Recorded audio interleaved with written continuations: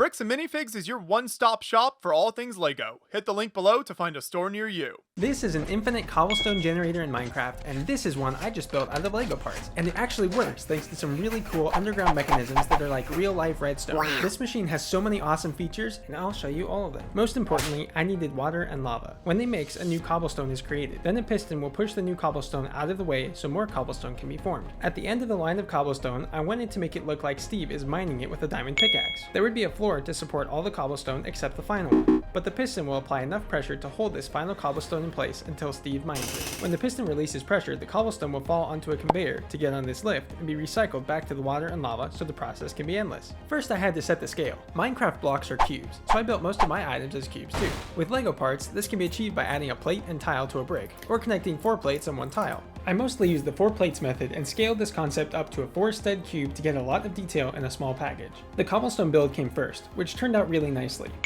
After that, I designed the piston rod.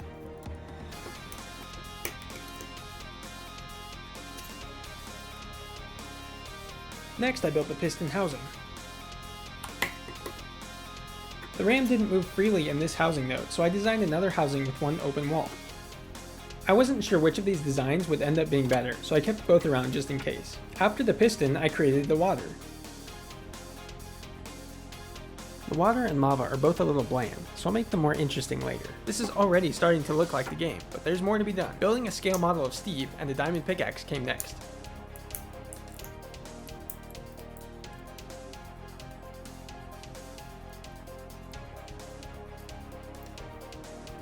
I designed a mechanism that runs through Steve's arms to make him able to mine. Typically I'd use an axle, but this piece doesn't come in the right color, so I changed out this 1x4 brick for these instead, and used this bar and short pin to accomplish the same thing. It was time to build the machine's internal mechanism. The first thing I needed was a lift. Of course, gear racks were the first thought I had, but they would make the machine very tall. I tried this parallel lift arm mechanism next, but it was unstable and the cobblestone wouldn't travel in a straight line upwards, so I landed on a scissor lift.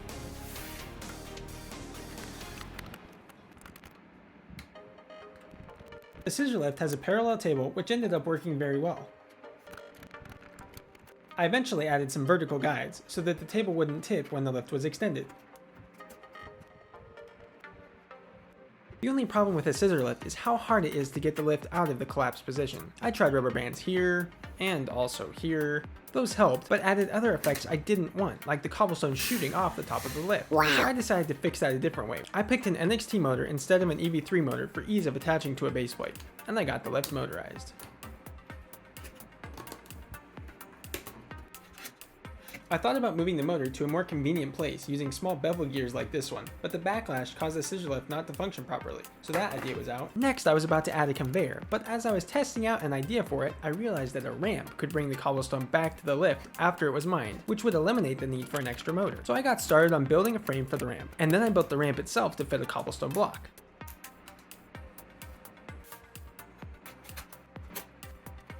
I tested it out and realized I would need a wall on each side of the lift to align the cobblestone, so I put these slopes on a plate and gave it a test. Then I built some supports for the alignment walls.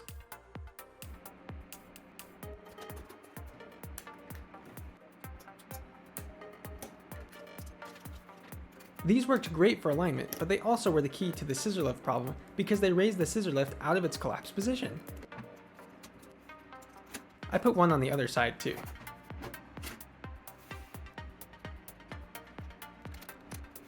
These had to rotate out of the way so the scissor lift could actuate, but they had to turn in opposite directions. In one fell swoop, I built a wall, gear train, and motorized the mechanism.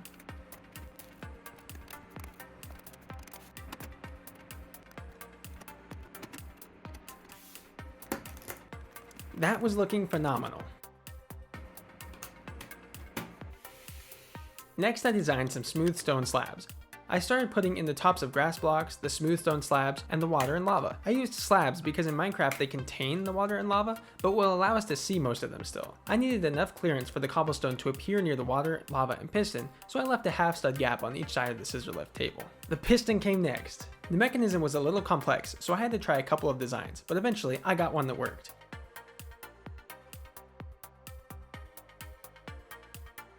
I built dirt walls and mounted the piston frame onto them. I added a touch sensor so the piston won't over travel.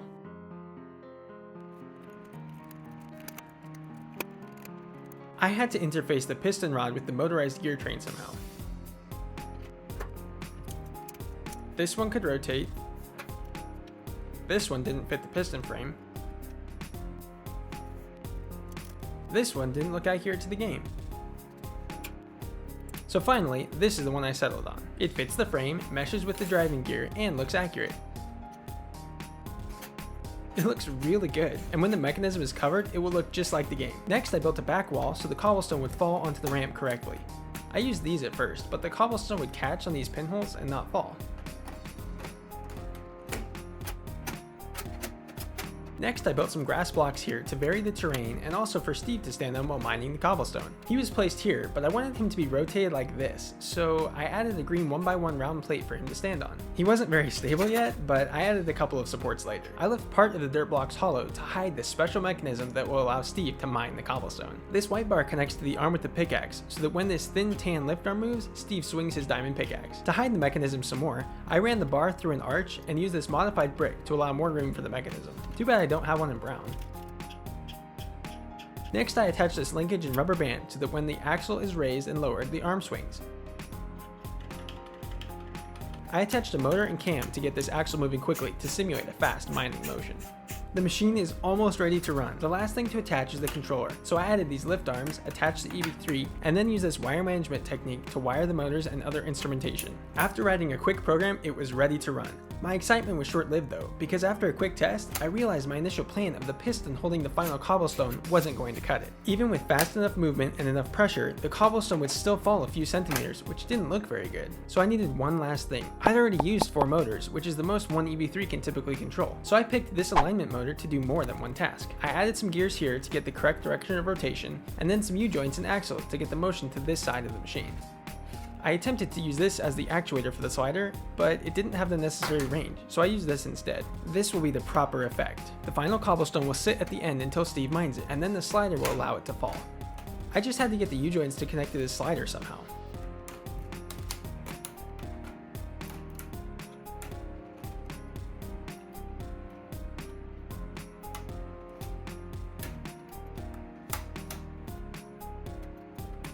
A bonus effect is that the cobblestone will only be allowed to fall once the alignment mechanism is in place, since the same motor runs both of these mechanisms. Okay, now the mechanisms are ready to run. I just had to build this huge dirt wall and a bunch of flowers, grass, and plants to cover the machine and make it look nice. Turns out I needed more brown parts, so I added some black pillars to finish it off. I set the machine to run and watch the satisfying result. Check this out.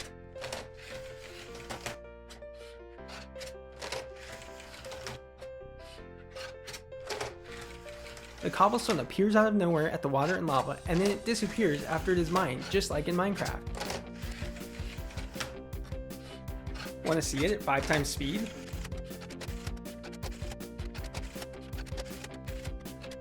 Now that's oddly satisfying. The machine is really consistent, so even when this happened one time, the machine just kept on running since the cobblestones are cubes.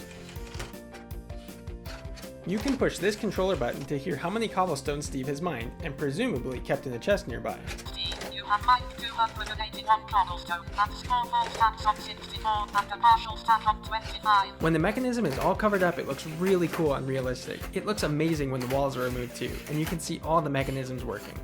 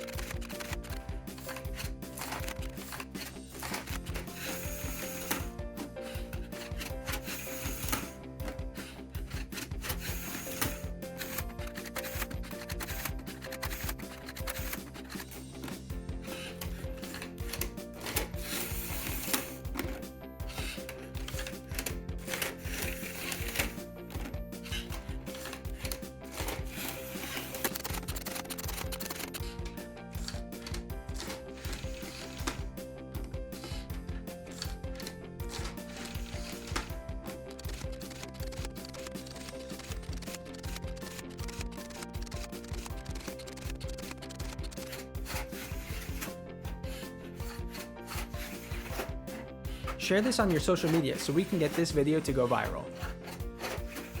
This is an enchanting table in Minecraft, and this is a real-life enchanting table built from Lego parts. It has a book that can open and close, flip pages, and track the user. Wow. It also has an enchanting interface, with 3 enchantments available so long as the user pays enough lapis lazuli and has a high enough experience level. I'll show you all of this. First, I analyzed exactly how the enchanting table looks and functions in Minecraft so I could replicate it in real life. It enables a player to enchant items in exchange for lapis lazuli and experience levels. Besides enchanting items, the table has a book that spins around slowly, but when the user comes near, it opens the book, flips pages, and follows the user's movements. And it looks like this on the outside, so that's what I went for. Since the book is so iconic, that's the first thing I built. I used Lego hinge bricks for the book cover so it can open and close. Cool, it actually feels like a book snapping shut. I built 2 pages to look like old parchment. Everything in this build will mimic Minecraft, so even the pages needed to have the blocky, pixelated look that is so recognizable. Once the pages were built, I attached them to the cover. Lastly, I made one more page that would eventually be able to move. It used some tan Technic parts that are kind of rare, but it was worth buying them so the colors were right. The back of the book has a bunch of connection points that I used to connect this spine. I set that aside for now and started working on an enchanting interface. Here's what I came up with. On the left, you can see there are spots to place items, lapis, and an ID card that will have the user's experience level stored on it. On the right, there are 3 options for enchantments, costing up to 3 experience levels and 3 lapis. These buttons will allow the user to preview or purchase an enchantment. A tap and hold will cause the machine to speak the enchantment preview, while a quick tap will purchase the enchantment. I added this color sensor array underneath the interface. 1, so that a quick tap and hold motion can be detected, and 2, so that the user will immediately know which enchantments they qualify for based on the colors of the lights. Then I started working on how to detect items, quantity of lapis, and the user's experience level. An RFID sensor reads these RFID cards and RFID stickers, which go on 3x3 round Lego tiles and then have an item sticker placed on top like this.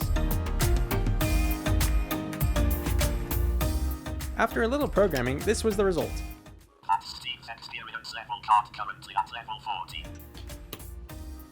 That's an netherite sword with no enchantments on it. Nice, that's perfect. The sensor can even read through objects and from about 1 inch away, so the sensor can be hidden underneath the enchanting interface. That's a lapis lazuli token with 9 lapis on it. I needed a way to have it read each token or card separately, so I got to work on that next. This simple mechanism is a great way to move an object in a controlled circular path.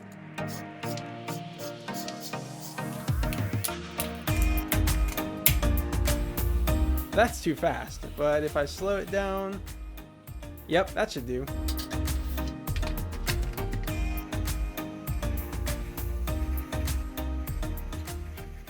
After that was finished, I went back to making the book functional. The book will rotate until a user arrives, so it has to be able to spin without getting wires wrapped around itself. There are a few ways to solve that, but I picked the solution of connecting both the EV3 controller and all the motors to the same spinning platform.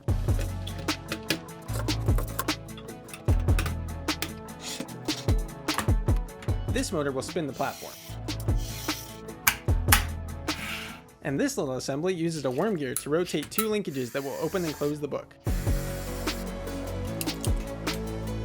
Finally, a third motor was added to flip the movable page back and forth.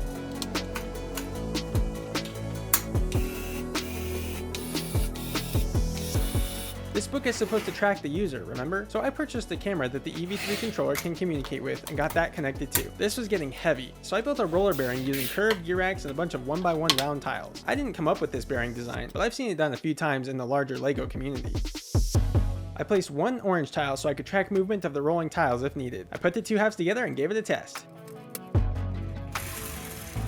The bearing actually worked amazingly well. There are the tiles rolling around. Ah, yep, there's the orange one.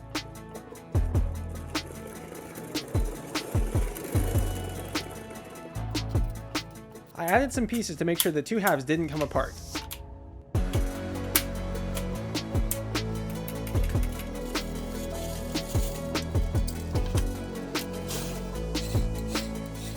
After a little bit of work, I finally got the book connected, including the supports, linkages for the cover, and the U-joint for the movable page. Here's how they work.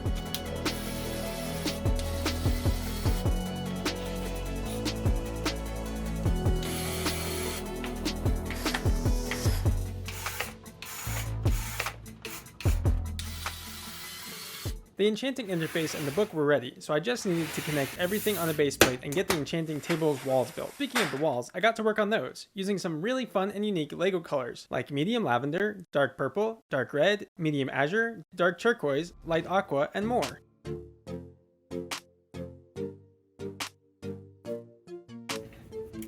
Then, using the enchanting interface as a guide, I tiled off the base plate and added these bricks with grooves and door rails.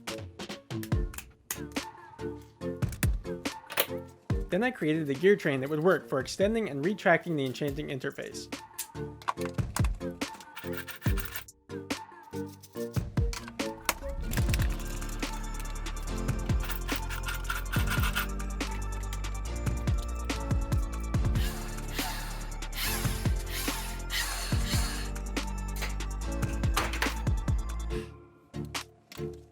The left side worked, but the right side hit the motor too early.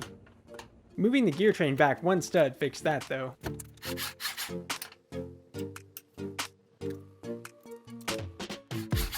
This section will blend right in with the walls of the enchanting table.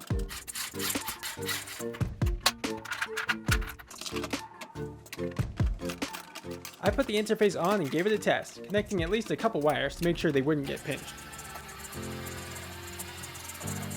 The test went great. So now, here was the puzzling thing. Enchanted items in Minecraft have a purple gleam to them. How would I replicate that using Lego bricks? Here's what I decided. I purchased some transparent purple stickers that I figured a robot could place on the tokens. Then again, it was hard enough for me to peel a sticker and place it, but I was up for a challenge.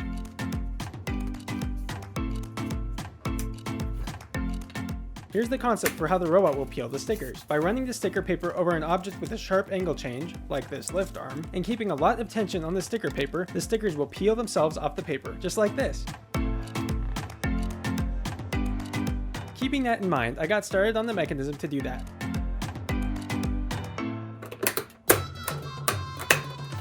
Then I moved to creating my own LEGO compatible spools. These wheel hubs and 4 pulley wheels made for the perfect sticker spools. I needed one for the sticker paper that hadn't been used, and one to take up the excess paper. I connected them both on some axles and then worked on getting them added to the main assembly.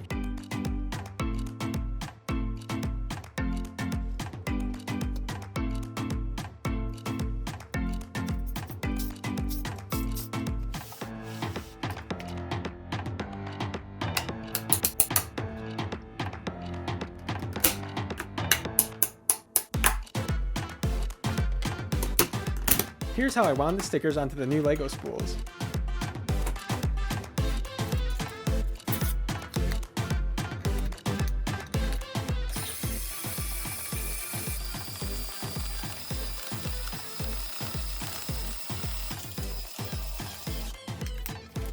I wouldn't be needing that anymore.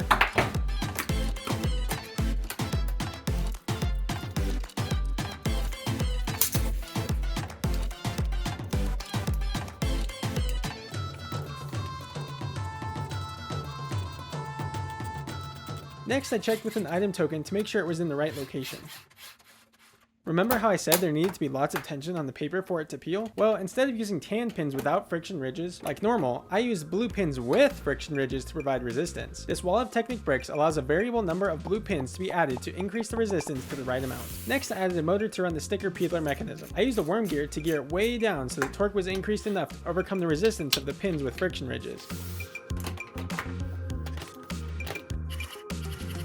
Then I gave it a test. The first test didn't work out so well because the resistance was too small, but adding a few more high friction pins would end up fixing that issue.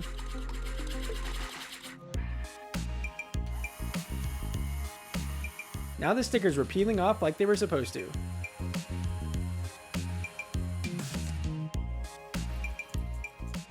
Then it was time to add a way from the machine to place the peeled sticker on the item token. It turned out to be pretty simple. I just added a motor that would swivel a rubber bumper to press the sticker onto the token.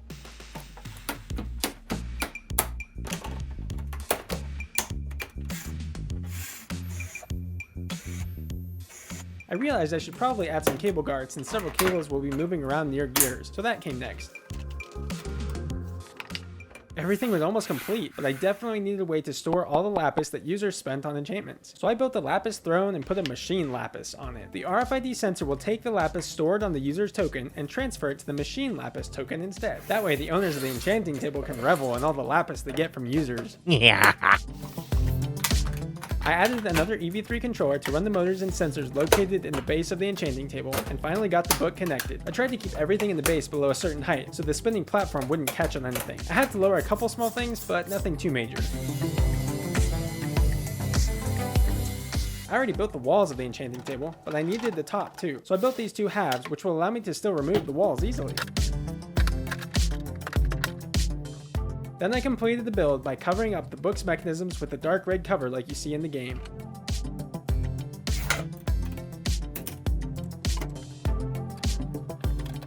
Here's how it all looked when I was done. Of course, if we want to enchant at level 30, we're going to need 15 bookshelves. I used the standard design for most LEGO Minecraft sets. After some programming, it was time to run the 100% working LEGO Minecraft enchanting table. To start with, this is how the machine vision works for tracking a user's movement. I'm just walking along and, oh look, a random enchanting table. When the machine's camera sees me, the book will open and start tracking me.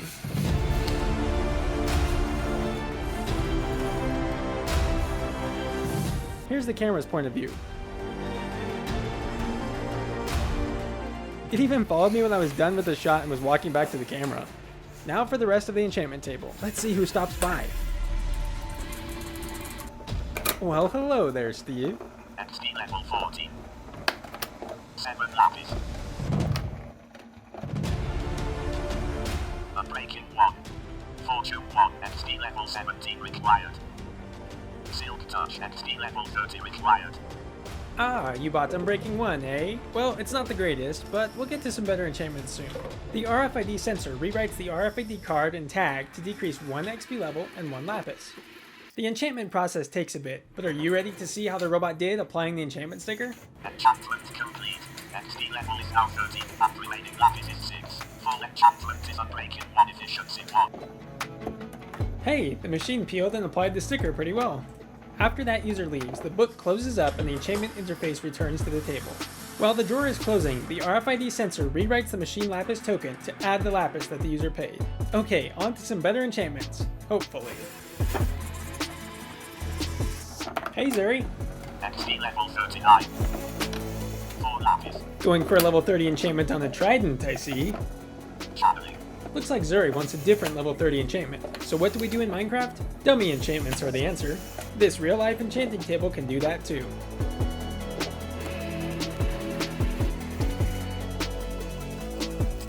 Enchantment complete. XP level is now 38, and remaining lapis is 3.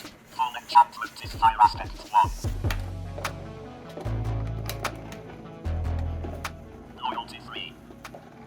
It looks like that was the one Zuri was hoping for.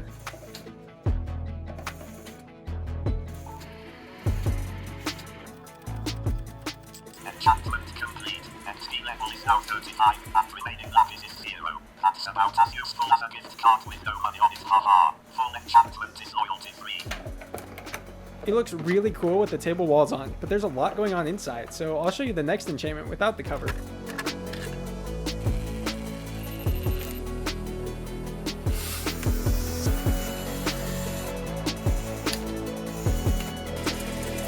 Remember, this is what's happening underneath the top of the enchanting interface with the RFID sensor detecting the user's card, amount of lapis, and item to enchant. XP level 43, 64 lapis. Power 4.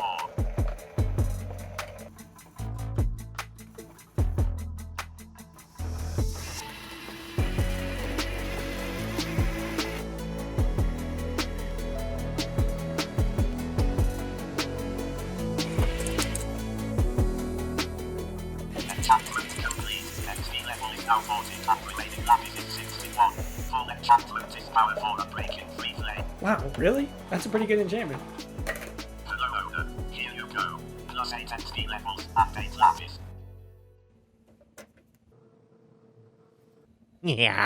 This is an automatic sugarcane farm in Minecraft, and this is one I just built out of Lego parts, and it actually works thanks to a bunch of hidden mechanisms. This is the first automatic sugarcane farm that's ever been made out of Lego parts, and you definitely need to see it. Welcome to Redstone in real life. The machine has a ton of accurate and awesome features, like sugarcane that actually grows, observers and pistons, flowing water, a hopper and chest, and more. Wow. I'll show you all of it. First, I made a plan for how to build this with Lego parts. I need to create designs for dirt, water, and sugarcane. In order to make it infinite, the sugarcane will be half above ground and half below. I'd make an actuator lift the sugarcane to simulate growth. Lego observers, pistons, and redstone will be added too. It will appear that the piston cuts the top section of the sugarcane. But really, the actuator will allow the sugarcane to fall back down at just the right moment, row by row. Wow. A chopped sugarcane section will appear in the water and flow downstream until it gets sucked into a hopper and deposited into a chest. If the chest is open, I want the machine to say how many sugarcane are inside. One of these sections is cool, but we can do better than cool. 5 sections ought to make this epic. The first thing I designed was the sugarcane, since everything else will be based on that. I considered using these lime 1x1 bricks, but the corners might have kept the machine from running smoothly. I switched to these lime 1x1 round bricks instead, so I won't be needing that. Delivery incoming. I didn't have quite enough lime pieces, but the lowest piece of each sugarcane will be hidden in the dirt anyway, so these will work. I started experimenting with the sugarcane pattern and eventually settled on this. After that, I needed to build the mechanism for the sugarcane to raise and lower, and a way to cover it all to look like dirt. 2 variations of these parts were made to attach brown pieces for dirt. Then I added these axles for attaching the sugarcane. They moved easily up and down, so I went forward with this design.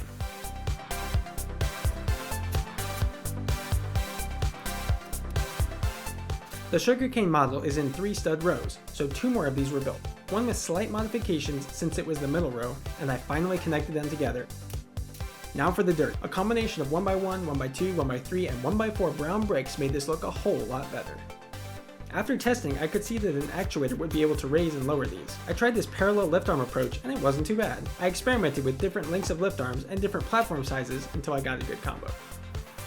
Next, I designed a chain-driven carriage to move the actuator around so each sugarcane can be raised independently. I started with this one, but didn't like it, so I made this one instead. Here's where the parallel lift arms were added, with a gear rack to allow the sugarcane to fall row by row.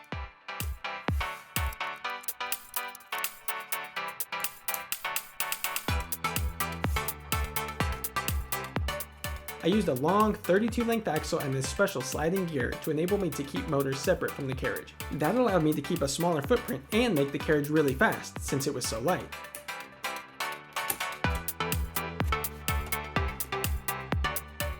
Remember the chopped sugarcane section that has to appear in the water every time a piston cuts sugarcane? That's what this upper section was for. A single motor will run both sets of gear racks in opposite directions. That way, when the sugarcane falls row by row, the chopped section will just appear in the water. I was ready to start connecting these sub-assemblies together. I placed some Technic parts for rails, tiles for ease of movement, and of course the chain for the carriage. A motor and gear train were the final pieces of this section. A short test proved this would work great. I contemplated using magenta or blue for support bricks, but I like the idea of using red since it will give this whole thing more of a redstone vibe. These parts will keep the long axle from translating horizontally but allow it to rotate freely, just like a thrust bearing in a real-life machine. Next, I needed something to lift this platform to raise the sugarcane, but without attaching a motor to the carriage. So I gave this design a try, and it needed only minor modifications to work as intended. Motorizing it was easy enough.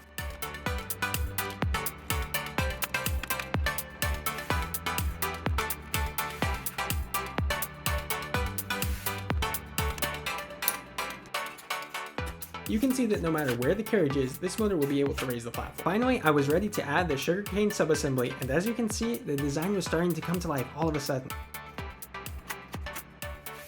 My hopper design sesh didn't take long. I threw out a couple of designs that had special functions but didn't look quite right. I added connection points to the hopper that will be hidden by other bricks, and attached the hopper under the final sugarcane section. The next thing to build was some water that looked like it was flowing. I got a little too ambitious for the amount of blue plates I had, which is very small, so I scrapped these models but kept some ideas like these stacked 1x1 round plates and various blue colors to make the water more dynamic. Don't mind the gray parts. They act as a guide for the chopped sugarcane, but they won't be seen. Attaching the water was easy enough, thanks to some Technic parts, but of course that's when I realized that in Minecraft the water would flow over the hopper, and I wanted the hopper to be seen. So I added a wooden sign like this which blocks water in Minecraft. Once that was fixed, I tested it to make sure the chopped sugarcane section would automatically follow the angle of the water, which it did thanks to gravity and this low friction pin.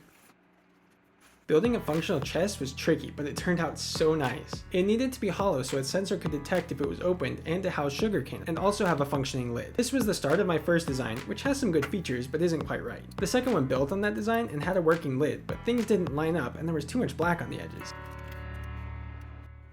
I also tried a bunch of latch types and didn't like any of them. I even tried one design that used primarily Technic parts. The small footprint was really the problem for all these designs. So naturally, I built a double chest to fix that problem.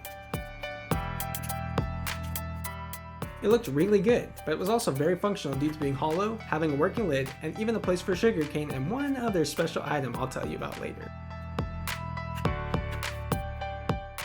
I added some parts to mount it and took the opportunity to mount a color sensor too. Eventually, the sensor will be programmed to monitor ambient light, which basically means the sensor realizes it's dark in the chest with the lid closed, but a sudden surge of light means the chest has been opened. Similar to the one I made for the working cobblestone generator, this is the design for the piston block. With a few minor changes, I made this one block connect to the other ones to increase the strength and ease of attachment. The design for the piston head is also about the same, but modified to connect multiple piston heads together.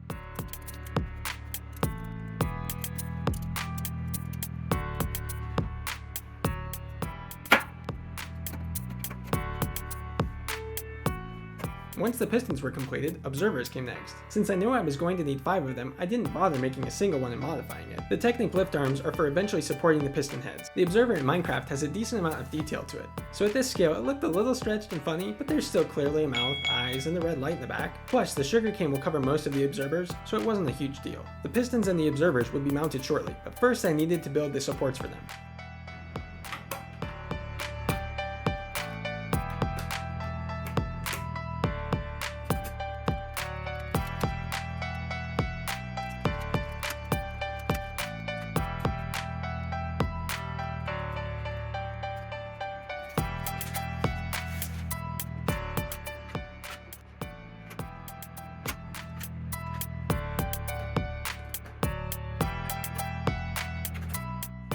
Motorizing the pistons was next on the to-do list. I needed an interface for the motor, and I thought these would work fine, but upon testing, I realized they didn't have enough clutch power. So I designed this instead and gave it a test.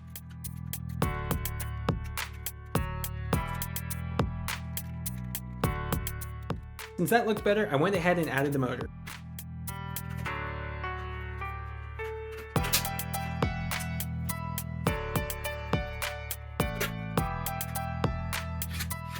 This ended up being great, but I just had to try a couple other designs to make sure it was what I wanted. It was. In wrapping this build up, the long axle still hadn't been motorized, so I mounted one more motor, one large gear, a chain, and one more support. And yep, that did it. The last item was mounting the controller and wiring the motors, which was super easy.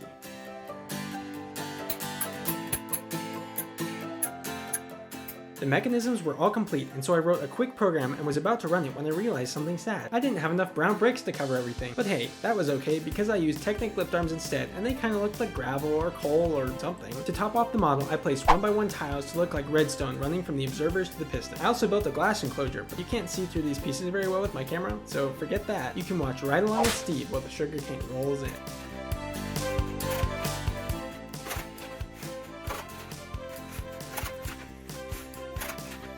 Wow, that's so cool. A random sugarcane grows, gets immediately cut, and then the chopped section flows in the water until it gets to the hopper.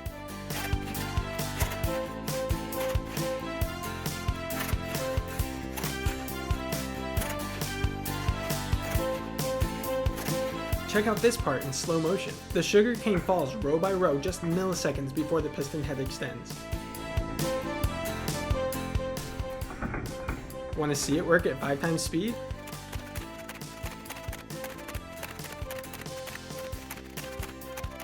Don't forget that you can open the chest. Not only is there a sweet light show, but then this happens.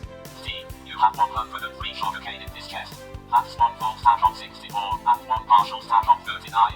Incidentally, there's also 1 delicious looking baked potato in case you're hungry. When the mechanisms are all covered up, the machine looks really cool and realistic, but it looks amazing when the walls are removed too, and you can see all the mechanisms working.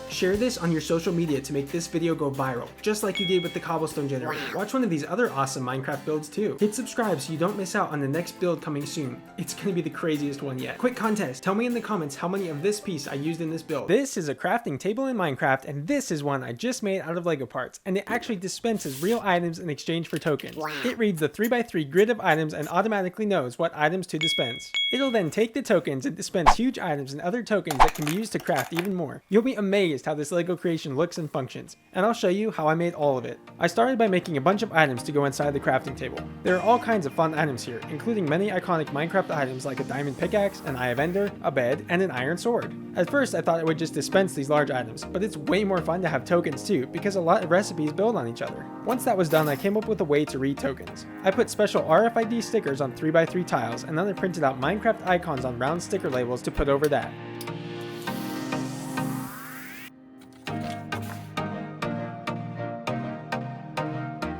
Each RFID sticker has a unique ID, so this sensor can read them and know what item it is. Gunpowder. Red wall. The sensor can read from about an inch away, so it'll be able to read the tokens through the top of the crafting table. Wall. I got to work on the actual crafting table now, starting with the robotic arm, which will actually be kind of like a robotic forklift piston for this project. There's a ton I had to put in a small space, so I tried to build as tightly as possible. For example, instead of connecting 3 big motors to the robot arm, I used long axles and chain links to keep the motor stationary.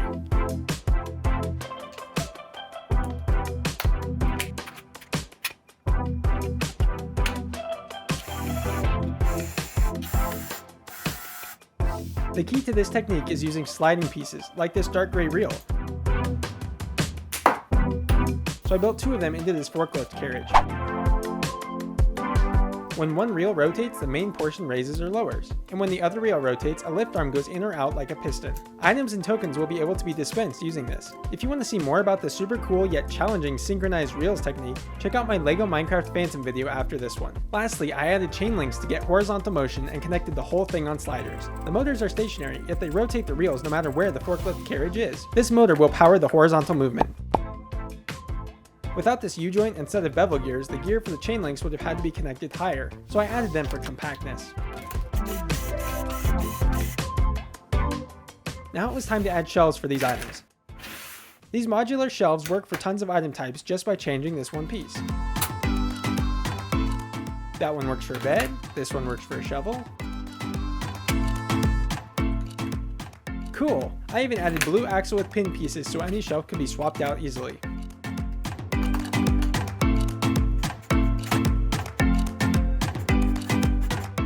I added several shelves, but I had to leave room at the top for the RFID sensor and a way to dump the tokens off the table, so I decided to use just some of the items. With that looking great, I started on some walls for the crafting table. The idea is that the crafting table will separate into 2 sections easily, which would allow for our secret door, sliding drawer, and more. Speaking of the secret door, I put that in right here. I used slopes and jumpers to decrease the height just barely enough to be operational yet practically invisible. I'll leave this section open for the sliding drawer. Now for the tokens.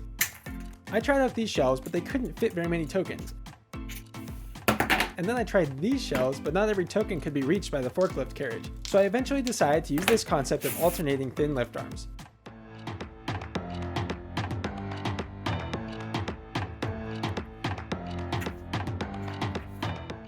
Originally, I had 2 metal supports, but the tokens would catch sometimes, so I threw that one out.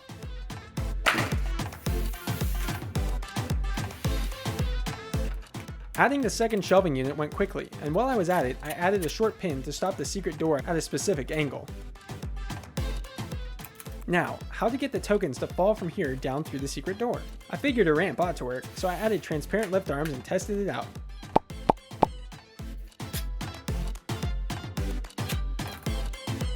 Yes, and oh, whoops. I would need to add more walls, so that didn't happen again. On to the sliding drawer. This will blend in perfectly with the outside of the walls, so I tiled it off with the right colors and added this plate as a stopper for the drawer. Then I threw together this drawer concept using plates with door rails and bricks with grooves.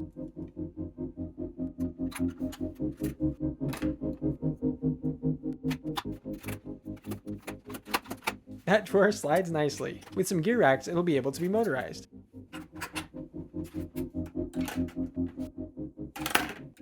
Some items needed a ramp to reach the drawer, but I didn't have much space, so I used this foldable ramp to meet the requirements.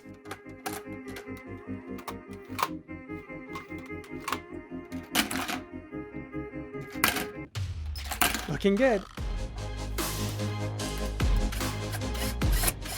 The EV3 controllers were added next, being as tight as possible to conserve space. Then I added a motor to move the RFID sensor around under the top of the table, plus a second motor driving a worm gear to dump the recipe tokens into a container.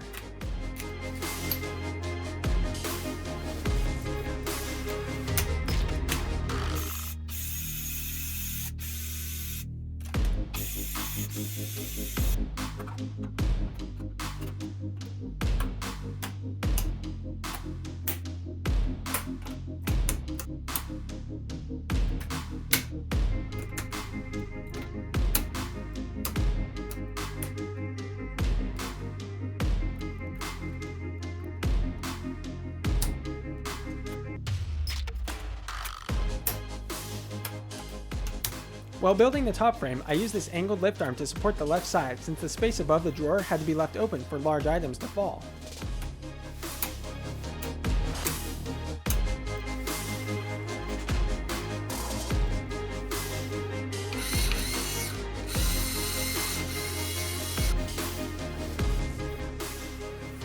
This special slider technique will allow this motor's chain links and the forklift carriage to change the position of the RFID sensor.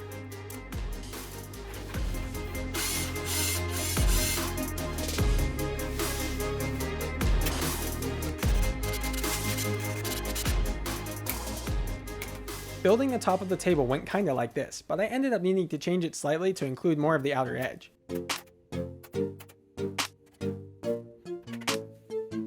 Now that the top of the crafting table was attached, everything was beginning to take shape. I got the tabletop attached to the motor with a linkage and tested it out.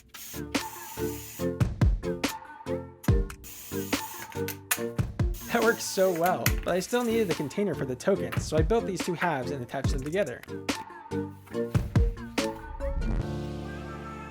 It's easier for the owner of the table to get the container out to enjoy all the spoils from everyone's crafting. Yeah.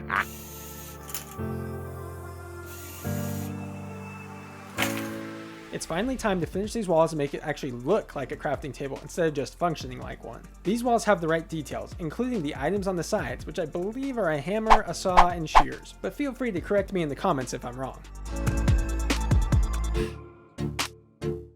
Here's the moment of truth. Will it all fit? Yes, perfect. That's oddly satisfying. It looks so good, and nobody would suspect that this thing would actually work. Now, I'll load up the items I've chosen to include for now, and also tokens too. Okay, it's ready to run. You probably don't know that I revealed behind the scenes progress of this build in pictures like these to members on my channel. There are 3 membership tiers that I've worked hard to make very affordable for the value. For example, tier 2 gets you behind the scenes access and the ability to help guide the direction of the channel with members only polls. And tier 3 gets you access to a Discord channel where you can get code access and ask in-depth questions about my builds or projects you're working on. Click the join button or the link in the description to become a member. Back to the crafting table. Okay, here's my starting inventory. My main items are 1 oak log, 3 gold ingots, 3 sugarcane, 1 white wool, 1 blaze rod, 3 gunpowder, 1 beetroot, 1 ender pearl, 3 diamonds, and in my overflow are 2 red wool and 1 oak plank. I'll start with using the blaze rod. Here we go. I use the upper left corner for many recipes since the RFID sensor starts there. When it detects a token, it'll read the recipe for the whole table. After that, the table gets dumped. You all know what I get from a blaze rod. Here comes some tokens. 2 blaze powder for the inventory. Now what's next? Here comes the first large item, an Eye of Ender.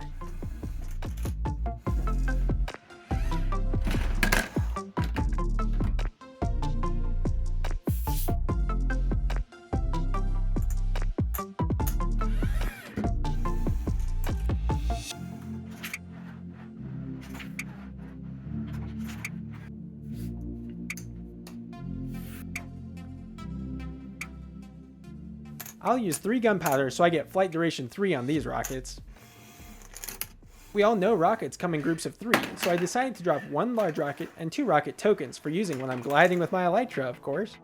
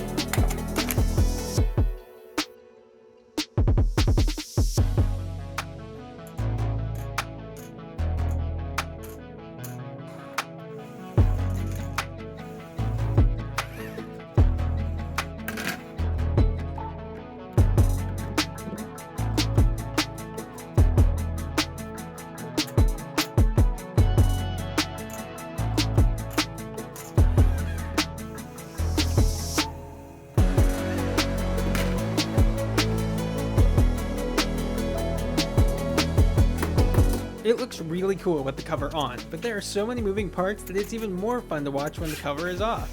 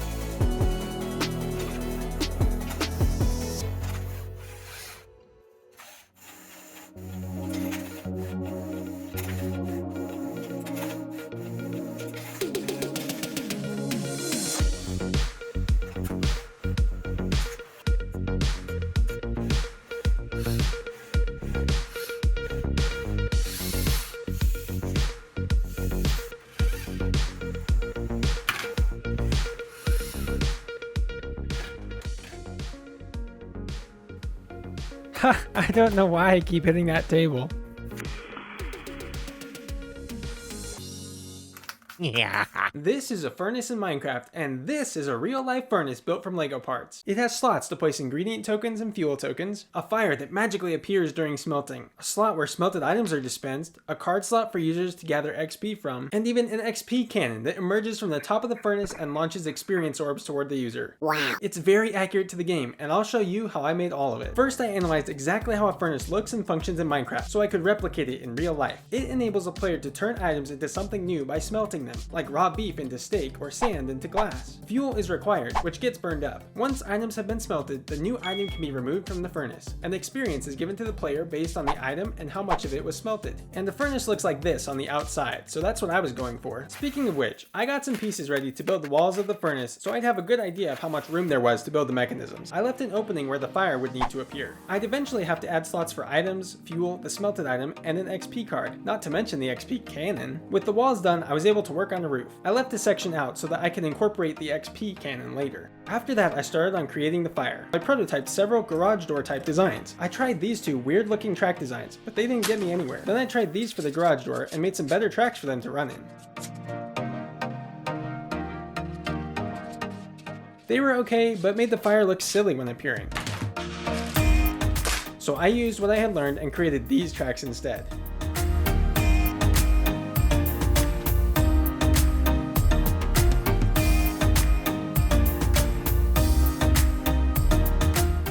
Then I used a combination of Technic with plates and tiles to create the fire.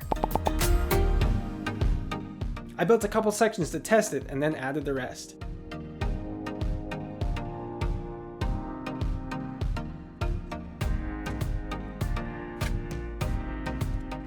During a test, I could see that it ran really smoothly, was compact, and revealed the fire much better than the prototypes.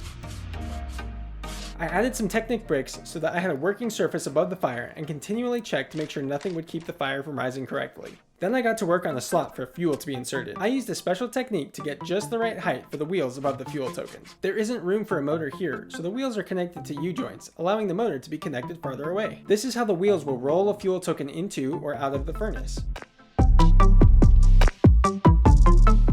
I also attached an old RCX touch sensor so the machine can detect when a fuel token has been inserted. Let me show you a new type of servo motor I used in this build. These aren't Lego motors, but they're compatible with Technic and are pretty small, which allowed me to cram even more functions into this furnace. Lego's EV3 controller is the brains of the furnace. It sends commands to this MindSensor's 8-channel servo controller to control the servos.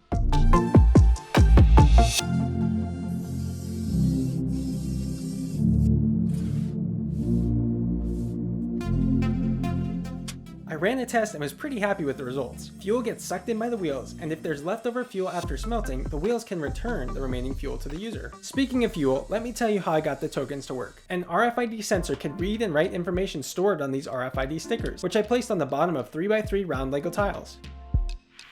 Then I placed Minecraft icon stickers like this dried kelp block on the top of the tile.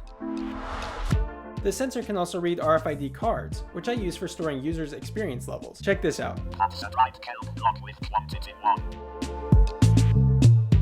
That's an ancient memory block with 0 quantity. Writing new quantity of 15.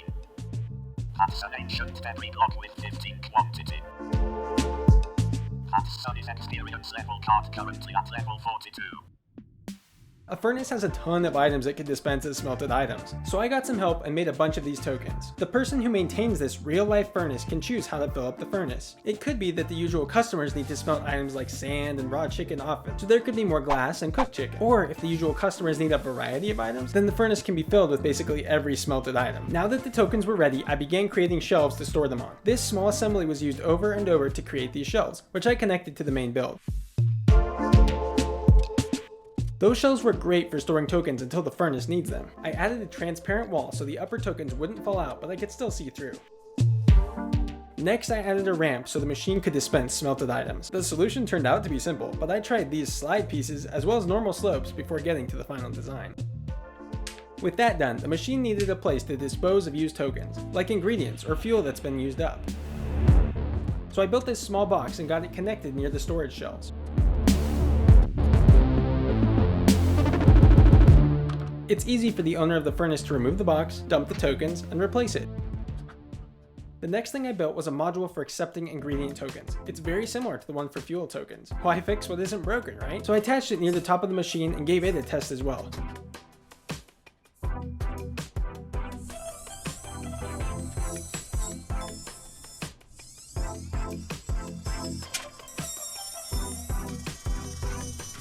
I also checked to make sure the fire was still able to rise after all the additions. And speaking of the fire, I decided to get it motorized next. This assembly has 2 reels to pull the fire up with, and gravity will cause it to fall back down.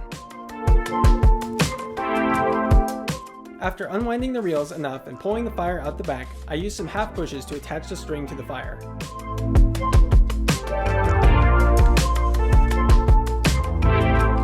The motor is geared up, causing the fire to rise quickly, so it feels like the flame jumps to life. With that accomplished, I was ready for the next challenge of being able to add XP to a user's card. I built an RFID sensor and bricks with grooves into this assembly, so that a user can insert their card and the sensor will add experience to the card. The perfect place for it was right above where the smelted tokens are going to be dispensed. That's a ton of functions built into a small space, but I did it that way so a robotic arm has enough room to move the tokens around. This is the one I designed for the furnace. It can move up and down, extend and retract, and grip tokens. This chain also allows it to move side to side. I tiled off the base plate and created the necessary structure to support it.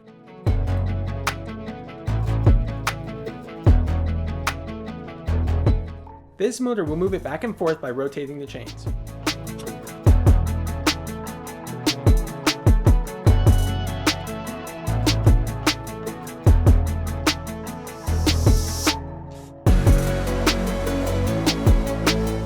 This is how the test went. Pretty good, and if I can move a token with manual controls, a robot will be able to do it much better. The machine is really close to being done. I just had to add another RFID sensor to read and write tokens. I tried designs like these, but there turned out to be a simpler solution. Then I connected the EV3 controller and the support that I used to keep all the wires out of the way. There was just one more function, and I'm sure you haven't forgotten what it is. The XP cannon. Experience orbs in Minecraft are various shades of green and yellow, so I used 1x1 round plates of various colors to represent that. LEGO has created a very cool launcher for these plates, and this is how they work. When the axle rotates, the round plates are launched one after another. So I worked on building a design that had a bunch of these launchers. This one was too large, this one was too complex. This one didn't have the axles pointing in the right direction, and this crazy idea was way out there. I finally settled on this modular design which has all the right functions, and it can be combined easily with more modules. So this was the result. Nearly 50 round plates can be fired from this launcher to simulate experience orbs being given to the player. Combining the launcher assembly with this is what makes it capable of rising out of the furnace to launch the round plates. A motor and gear train drive 2 linear actuators so they extend and retract, which you'll see in a moment. I connected support elements to the main assembly and attached the lifter/launcher combo.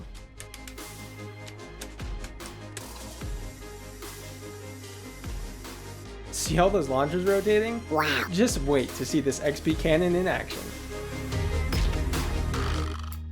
The last thing to add was the battery box and servo controller.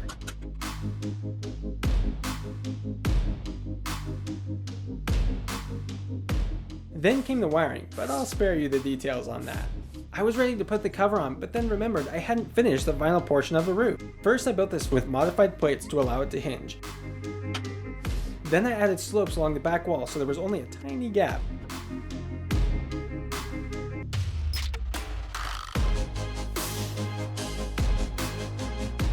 I don't know about you, but I'd never guessed that this portion of the roof was different than the rest.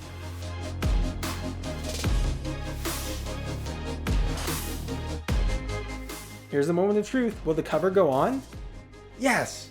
A few hundred lines of code later, and this furnace was ready to run. Here's my inventory. There's 64 sand, 13 coal, 15 ancient debris, 1 dried kelp block, 6 birch logs, 28 raw copper, 11 dyed terracotta, 2 lava buckets, and 6 wet sponges. I picked these items to highlight some special functions of a furnace that you might not know about. Here we go. Insert ingredient. Let's see what we can smelt with these items. I'll start with something we've all smelted like sand, and then move on to the cooler items. 64 sand. Insert fuel. 13 coal. Smelting process will complete in 10 minutes and 40 seconds. Originally, I wanted the fire to bob up and down, but I'll have to add that feature into a furnace 2.0. Smelting complete. 5 coal remaining. 0 sand remaining. Here's 64 glass. Insert XP card to obtain 6.4 experience from smelting. Oh yeah, here comes the XP cannon. To extend the amount of times it can fire, I made it launch only a few XP orbs at once. But after I finish showing the furnace, I'll show you it launching them all in slow motion. So stick around until the end. Have a nice day, Steve.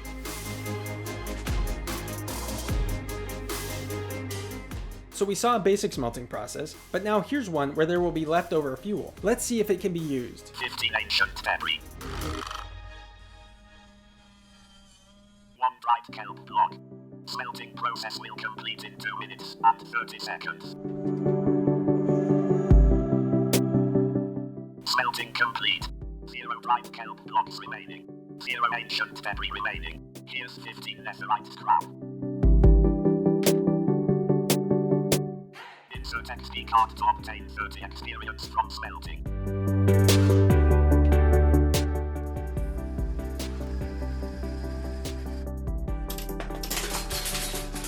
This is so cool, it's just like playing Minecraft. Have a wonderful day, Alex. Well, look at that. The leftover fuel from the dried kelp block can be used to smelt more. 6 birch log fuel will run out before smelting all items. Fuel will be exhausted in 43 seconds, so only 4 items will be smelted. Smelting complete. 2 birch logs remaining. Here's 4 charcoal.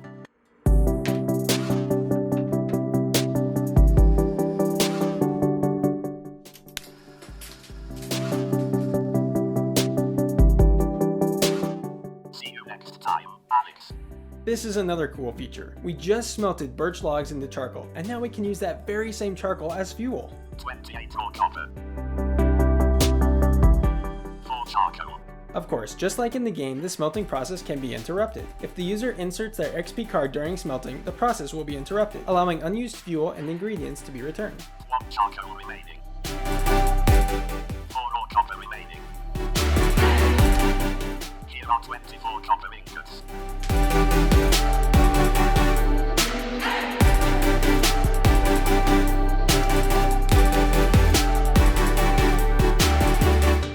Have a nice day, Fury. The furnace looks really cool with the cover on, but there are so many awesome things happening inside that I have to show you the next one without the cover.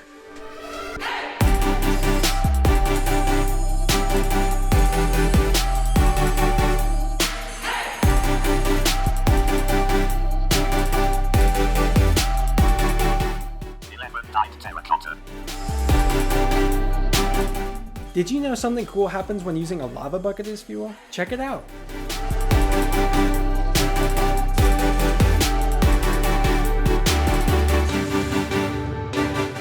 One lava bucket.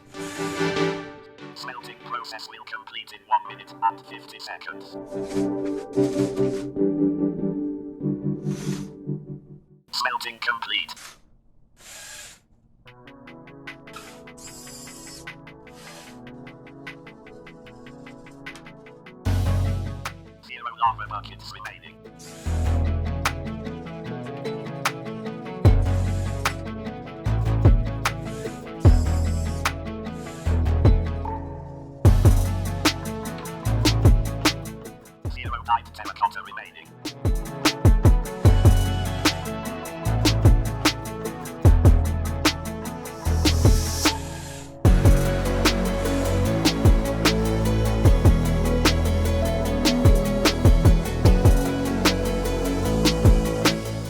sure enough, an empty bucket is returned. The same thing happens when smelting wet sponges, except a water bucket is returned instead.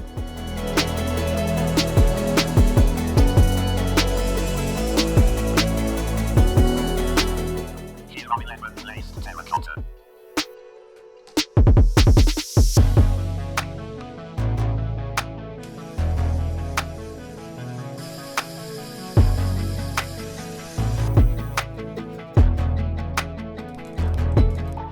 The XP written to a user's card can be used on my enchanting table to buy enchantments. If you haven't seen that video, definitely check it out after this one. Now here's the XP cannon firing all its XP at once, first in normal speed and then in slow motion. 3,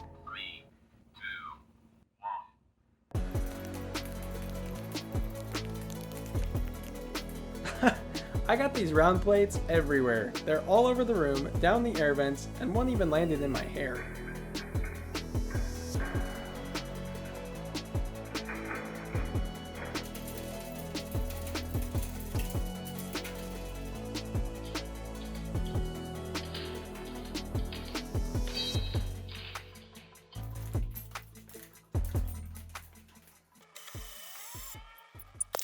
Now, what am I going to do with all this XP?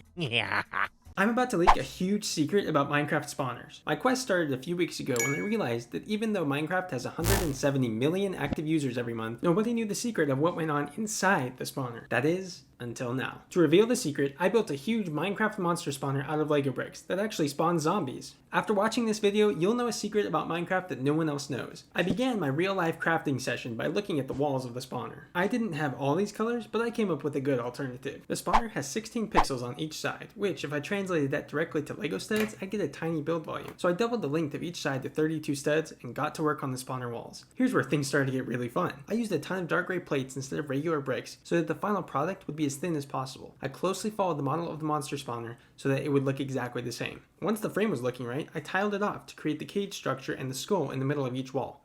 This is such a cool yet crucial part of this build, since the spawner walls are such an iconic thing that Minecraft players would recognize. I had to get it just right. That looks spectacular. I needed 2 more of these so that I could have 3 sides of the cube covered with these walls so it looks like a spawner from the front, but when you look around back, you'll see all the internal workings. That worked out well. Next, I designed a zombie out of 14 common Lego parts arranged like this. Wait, why didn't I choose a pig spawner? They're so much cuter than zombies. Okay, maybe not. Anyways, back to building the zombie. This looks incredible. Except for the face. I decided to figure the eyes out later. I knew some of what went in the spawner, like the spinning zombie and the flames of course, but I was going to have to be creative with everything else. I started working on building a hopper to store the parts for the zombies. It's this size so that it can fit the large parts and the small parts. I used a special technique of short pins, half pins, plates, and tiles to fit each part into a track with just enough space for the parts to fall but not change orientation. I built a track like this for each type of zombie part and connected them all together. How oddly satisfying. Next, I needed a feed system for the hopper. I used a modular submodel of pulleys and 3-link beams. It was time to test it. The conveyor worked great, so I mounted the hopper on top of it. This system does 2 jobs at once. It conveys the stored parts from the hopper, and it also flips the parts 90 degrees to the right orientation as they are being conveyed. Finally, the first installation into the zombie spawner. The hopper and conveyor are cool, but there are even better things coming. The next thing I added was a stopper, so the parts wouldn't fall off the end of the conveyor. The stoppers needed to be less than 1 stud wide so that the zombie parts could be grabbed from the conveyor. 4 length bars worked well for that, so I went ahead and added the same submodel to each of the other conveyor sections as well. Then I loaded up the hopper to make sure everything was working. It all was, except for this one piece, but I fixed that. It was finally time to get this conveyor motorized. Each time a part was used, the motor refilled that slot from the hopper. It was perfect. The next item I needed was a stand for building the zombies. I used that same special half pin and plate technique to get the perfect height on these axles to support the zombie, but also let it be removed from the stand easily. This design was extremely effective. It was time to get this thing mounted. Easy enough. So the plan is to have a robot move the parts from the conveyor to the stand. Oh dear, hopefully the robot is better at this than I am. Spoiler alert, it is. After adding another support to the zombie stand, I was off to the next challenge of building something to press the zombie parts together. First, I created 2 separate press rams. 2 rams were required because of the axle supports in the zombie stand. Next, I created a smooth surface for the rams to slide on. Then I put together this motor and gear train. As this motor moves, the outer two rams actuate, and when I eventually connect the second motor to this axle, the inner ram will actuate. So I built this second motor mount and connected the two motors together. They're both geared down 3 to 1 to provide the necessary pressing force. Since it's a press, I added more structural elements to strengthen it. Okay, it was time to mount this new addition. I connected some wires and I tried it out. My guess was that this would do the trick. I was trying to keep everything as small a footprint as possible. So far, that's been pretty good. Everything was coming together, and I was getting super excited. As I added a couple more connection points for the press, I began to think about the last major item, the robotic manipulator. It would need to move parts from the conveyor belt to the build stand, hold parts during pressing, and move the finished zombie into the growth/teleportation chamber when it was finished. I began by working on the gripper itself. Rubber pieces on the ends will grab the part, and the motor will move this slide back and forth to grab or release the piece. Adding a rack and pinion will allow the motor to interface with this slider. I needed to test to make sure this gripper would work for 1 stud and 2 stud wide pieces, as well as short tiles. The test was successful for all of them, so I moved forward with this design. Next, I added a motor to the gripper. The gripper was done, and now I needed to add 3 axes of motion to it. I'll call the first axis the Z-axis. It will be for the gripper height. I used a series of bevel gears to interface with these gear racks. Okay, that was the first axis, now for the other 2. This one was easy, I just needed to connect the motor to move these gear racks. So I built a support stand for the main assembly. Then I attached a motor and short gear train to mesh with the gear racks.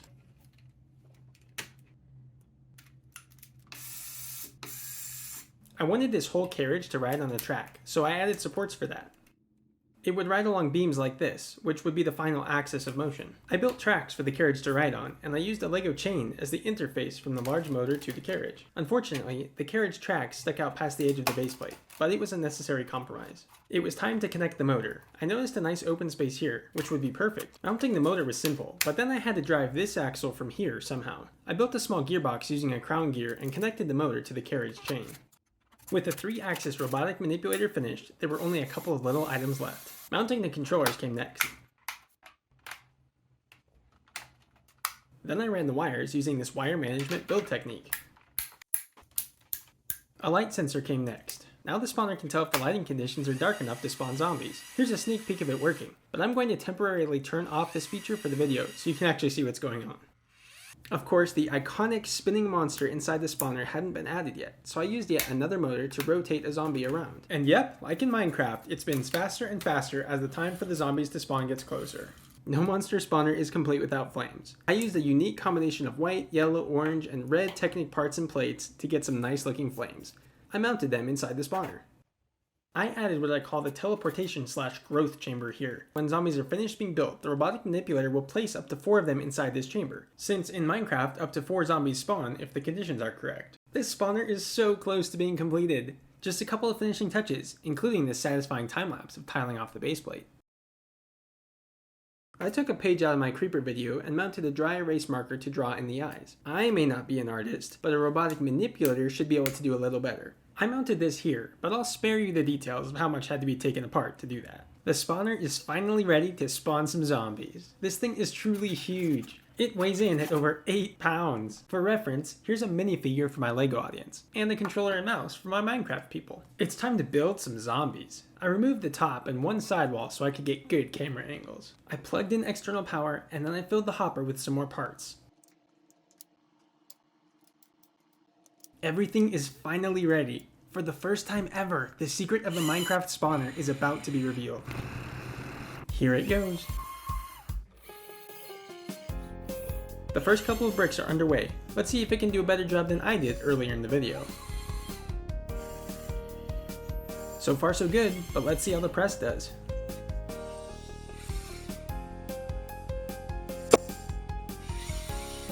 The taller the zombie gets, the more difficult it will be for the press to press the parts, because of instability, so hopefully this goes okay. It's looking good. Now it's time for the zombie's arms.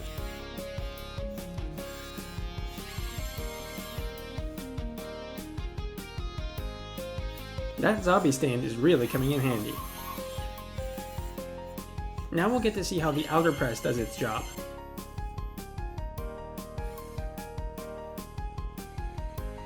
It worked like a charm. The zombie's torso comes next. Let's see how it works.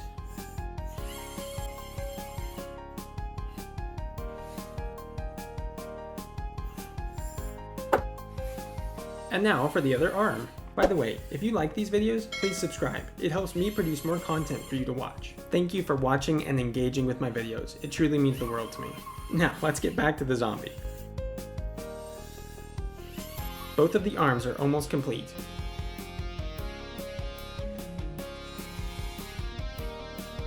Finally, the brick that will connect it all together.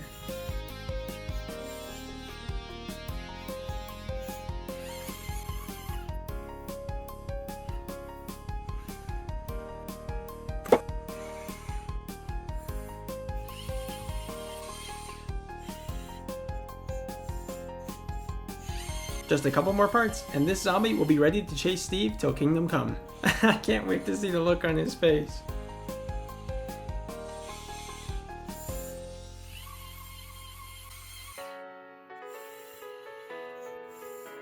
Here's the special jumper plate that we'll use so we can put the head right in the middle of the zombie.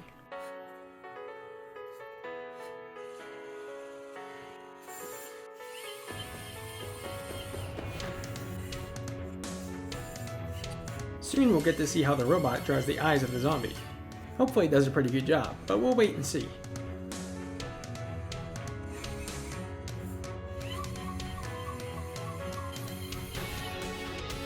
Okay, here comes the moment of truth. How will the eyes look? They're not too bad, but not perfect either. I may have to do some fine tuning. The robot will rotate the head so the eyes are facing the right way.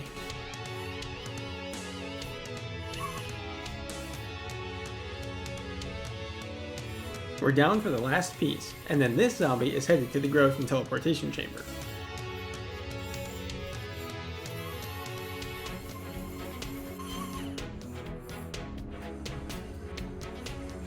Check this out. The zombie will go in the chamber with enough room for other zombies to join it.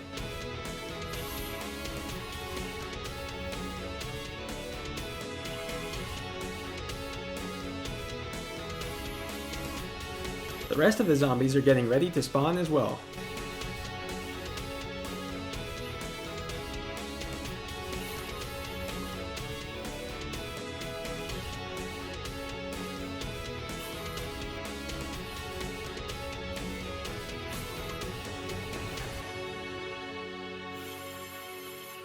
Now that 4 zombies are ready, the chamber will activate. The spinning zombie will spin faster and faster until the zombies appear in the world of Minecraft. Good luck, Steve! Yeah, thanks to our spawner, he didn't stand a chance. Guess what? This video also doesn't stand a chance unless you share it on your social media. Minecraft and LEGO fans everywhere need to see it. Please help me show it to the world. Thank you so much. If you like this video, check out my other ones too. This is a LEGO machine that builds Minecraft creepers from scratch. It has 10 hoppers of LEGO bricks that feed an assembly line where each piece is assembled. The machine finishes a new creeper every 11 seconds. That's almost 8,000 per day. If that weren't enough, the creepers are then loaded onto a conveyor belt that drops them into a catapult to be launched. 17 motors all work in sync to make this happen. You'll be totally amazed, but Steve is not going to be happy. The final product is complex, so let me break down what is happening. First, I made a creeper so I know what the factory would have to do. It uses just 10 common parts that you probably have in your collection. For the face, I printed a bunch on sticker paper. I tried a hole punch, but scissors worked better. With an idea of what the factory needed, I got to work. This first section will prepare the creeper's feet to connect to the main body. There are ramps for 2 hoppers and a tunnel so the 1x2 bricks can be placed under the 2x3 plate.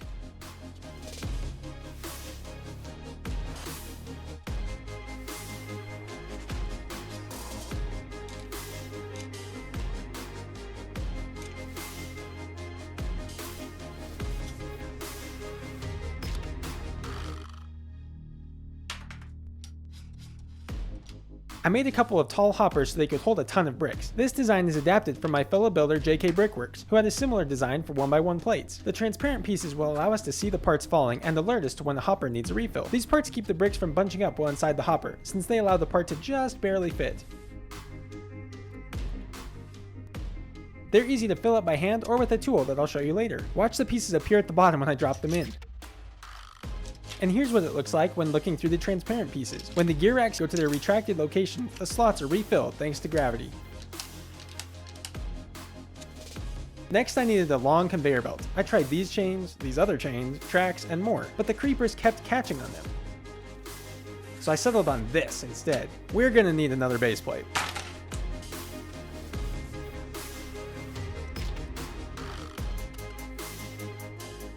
There's a ton of functionality built into this custom conveyor. When the gears on top spin, the conveyor moves the creepers along, and the gears on bottom raise stoppers that will stop the creepers at each station on the assembly line. I'll show it to you with motors in a second, but before that, I started to prepare the assembly stations. I built a few variations of this same design. Since these parts will be pressed into place, we'll need supports in the vertical direction. I used transparent parts wherever possible, even Technic beams, so that the build process could be seen easily. This was the hardest challenge of this entire build. These all hinge right now, but I'll fix that later. Here's the main section of tiles the creeper will slide across. Okay, back to the custom conveyor. This long axle is connected to a motor and has lots of bevel gears on it. Once I get all the gears meshed on the right teeth, you can see that this motor controls the blue pieces to stop the creepers on the conveyor. Well, I ended up motorizing the actual rubber bands with this. As the motor rotates, all the bevel gears do too. They mesh with the bevel gears connected to the rubber bands. The benefit of using long axles like this is that each output sees a similar amount of backlash relative to the motor. It's an important building technique for machines that was key for this build. Let's test this. The creepers don't catch and they move along great, plus the stoppers work as planned. Time to add more hoppers and part dispensers, specifically for this section of the creeper. One goes on this side and a couple more on the other side. So check this out. As the feet and main 2x3 plate come out of station 1, they'll come to this station. Then tiles will be dispensed and pushed onto the creeper. But to make sure they are aligned, I added this. It lets the creeper go underneath, but aligns the tiles to the creeper. Here's another fun build technique. Plates with holes and tiles with holes allow Technic axles to be placed inside. Plus, they have the right spacing for gearing. This will help with achieving the goal of using just one motor to dispense the parts for every station at the same time, except for the first station. I added a couple more gear racks and finished the gearing.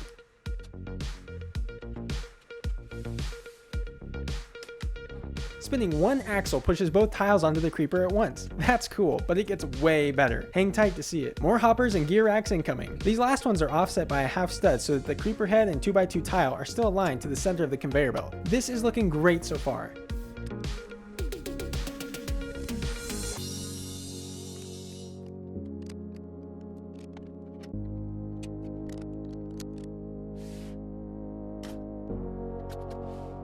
Check it out. When this motor spins, every gear rack will push a part into each station of the assembly line, even for the one on the opposite side.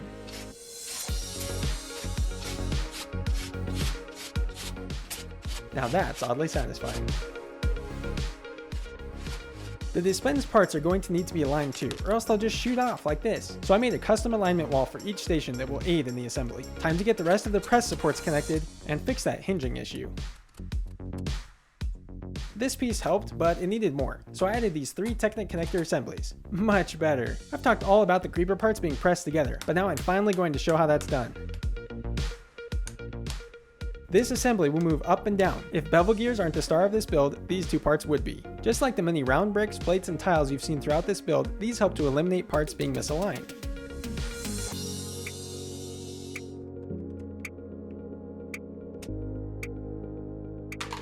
Variations of this design will be perfect for pressing each part.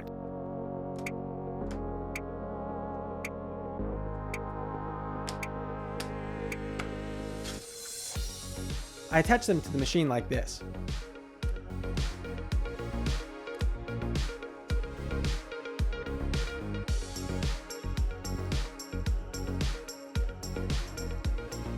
Those look great. Each station needed very specific requirements for its press, so each of these had to be powered separately. I had a few NXT motors laying around, and they would be perfect for this. I connected them to the Technic frame and each press axle.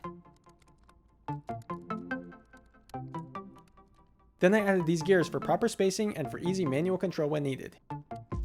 Now that I had a better idea of what the machine would look like, I could finally motorize Station 1 using a medium motor and a chain.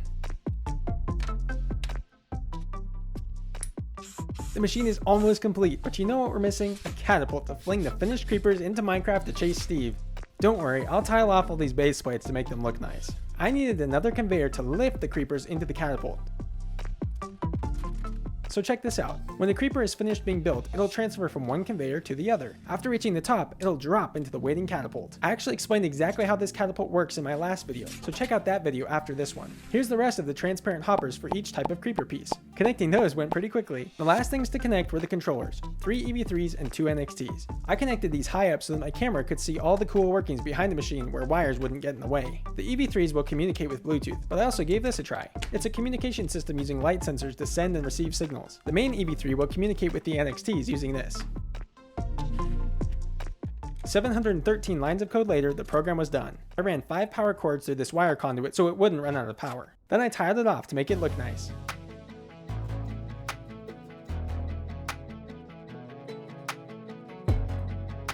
Here's one part going through the build first so you can see each station, and then I'll show you every station running at the same time.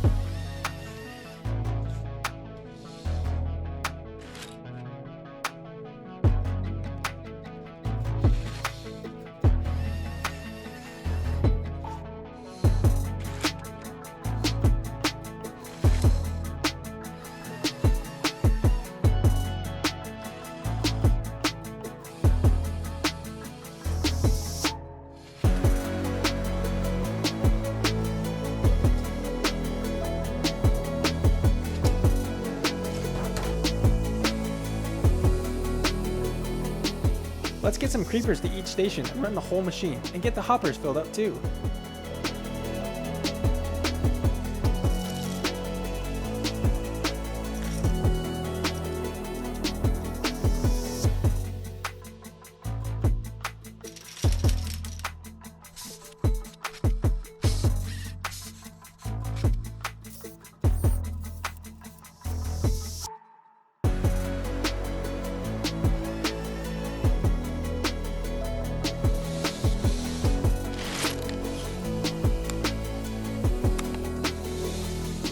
Finally, time for the catapult.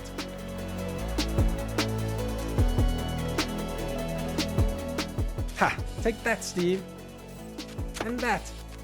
And that. Don't subscribe. Huh? I'm kind of kidding, but actually sharing this video is the way to help me the most, and I'd really appreciate it. This poor Steve just refuses to sleep, so these flying, death-breathing, undead phantoms are chasing him. And this is that same iconic scene recreated with motorized Lego parts, complete with a flying phantom chasing Steve, who runs around madly dodging water and lava, but clearly not spending any time sleeping in his bed. If you've seen my other recent Minecraft videos, you'll love this one. I started by building Steve. No, way bigger than that one. Still larger. That's the one. This mechanism is hidden inside that allows him to swing his arms while his legs are running, just like in Minecraft.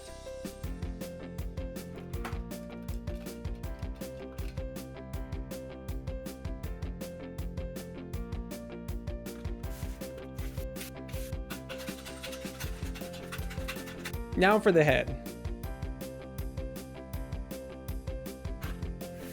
With that looking awesome, it was time to tackle the Phantom. Making a flying Phantom out of Lego bricks was tricky, but thankfully not impossible. Here's how it came together. The Phantom's wing has 2 distinct segments, and its tail does also. This small model shows how I attempted to achieve that motion. Any movement in the first segment is copied to the second segment because of this gear rotating around this other fixed gear. The motion is quite good, but there was unequal amounts of gear tooth backlash for each wing, so this wasn't going to cut it. So I switched to a design with equal backlash and figured I could transmit motion with these cylinder-like pieces. This design was definitely getting somewhere. I even created the tail proof of concept too. The only problem was how small everything was. I wasn't going to be able to create a good looking Phantom like this. That's when I scaled up the design. But that would mean using these huge gears. Instead of those gears, I designed a better approach using a chain, which keeps the gears at this size no matter the size of model. I was sure this was it. Even the tail is looking better. Nothing else could go wrong, right? Well, it turns out these gear teeth kept slipping because the wings were too heavy due to the large size. I only had 2 options left. 1, use a linkage. Nope, that usually threw the wings way too far. Or 2, support the Phantom from above and use a system of pulleys, reels, and hopefully invisible string to achieve the desired motion. I picked that option. Taking all that I had learned from my failed designs, I created this. You're gonna love it.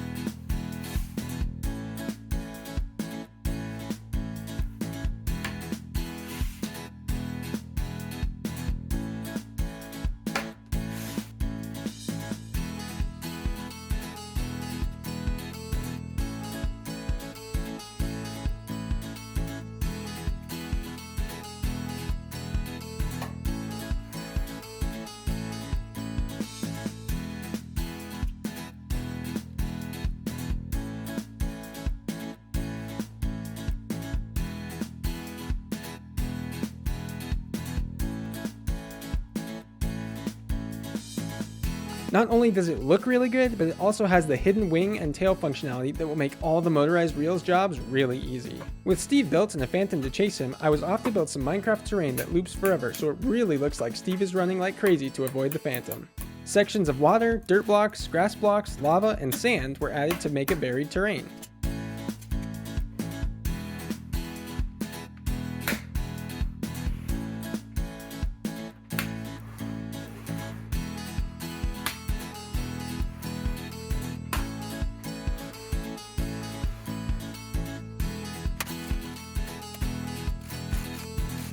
With that done, I was ready to create a structure on which to attach everything and the motors to run them. I threw down some tiles for the terrain to run smoothly over and then started preparing the sprockets for the terrain tracks. Terrain tracks? Ha, right. Subscribe? Anyways, I made this frame heavy duty to handle the weight of all the tracks, lift arms, pins, and plates.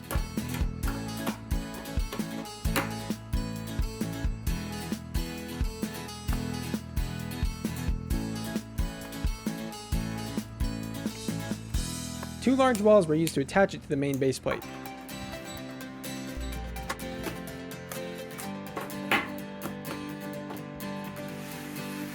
It was time to install the tracks. Turns out I was overzealous in my design, and so I had to get rid of some tracks from each side. Remember, Steve is much larger than usual, so the whole middle portion is just 1 block wide in Minecraft, and I chose to show half of each block to the left and right, just to give more detail. Finally, they were connected together to create some endless terrain for Steve to run over. The next thing to do was motorize the terrain. I used 2 old NXT motors coupled through a differential to significantly increase torque without reducing speed. This terrain is supposed to breeze by because Steve will be running away from a Phantom.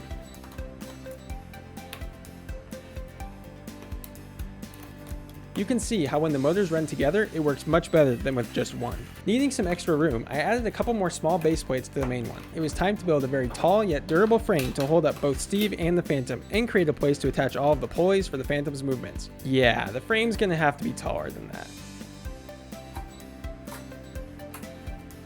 Structures aren't my specialty, but adding these lift arms to make triangles makes this act kind of like a truss, I think. Structural engineers, correct me in the comments if I'm wrong. If I'm right, you should subscribe, and if I'm wrong, you should definitely subscribe. Yep, okay. Glad we cleared that up. A nighttime vibe would really make this scene. I added a moon, clouds, stars, and a perspective shot of faraway hills and trees, and one more key item, Steve's bed that's very clearly not being used. Now our frame just needed supports on the sides and more truss-like thingies.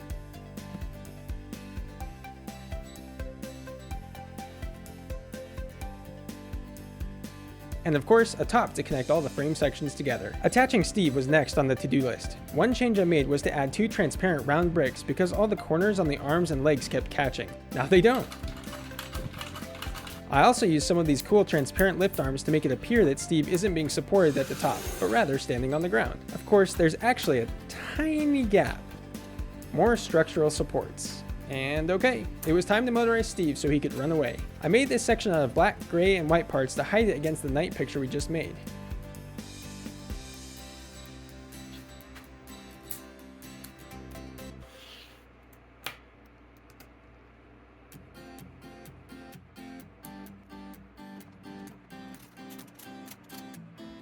As this piece oscillates, the mechanism inside Steve will cause him to run.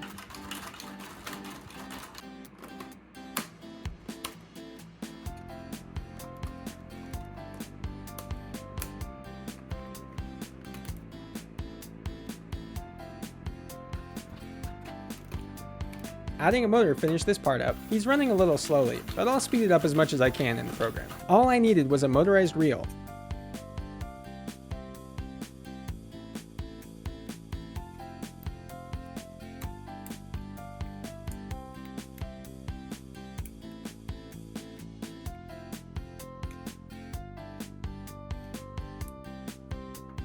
I built 4 of these and mounted them to the back frame.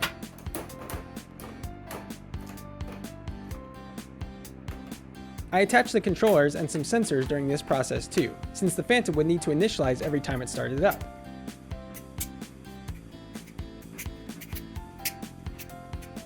I actually considered using light sensors instead of touch sensors, but the alignment during initialization really wasn't as good. I also experimented with different lengths of offsets from the touch sensors, but just a single transparent round brick was sufficient. Now, back to the exciting part of the Phantom attachment. This build is all possible with Lego brand string, but I decided on some clear fishing line to make the Phantom really look like it's flying. The fishing line is 0.15 millimeters in diameter, which is so small. Yeah, you can't really even see it here. I got a green base plate to show you. I wrapped 7 of these Lego reel pieces with the fishing line and got the Phantom attached, including the reels on the motor subassemblies in the back. Attaching the Phantom was really rewarding. Just wait until you see this thing chase Steve, flying up and down and flapping its wings and tail. You can see what happens as I manually rotate each of these motors. I'm not a good puppeteer, but I'm an alright engineer, which makes me a much better puppeteer if you know what I mean. I finished up by plugging in wires, building a case, and covering the rest of the mechanisms. The Phantom will initialize by using the touch sensors to align its front and back halves for level flight. At last, it was ready to run.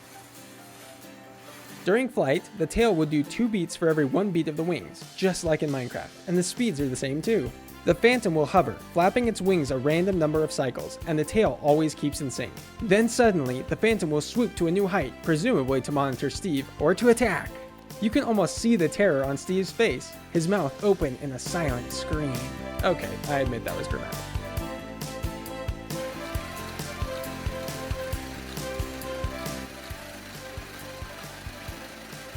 Here's some footage of just Steve and the ground. Looks pretty real to me.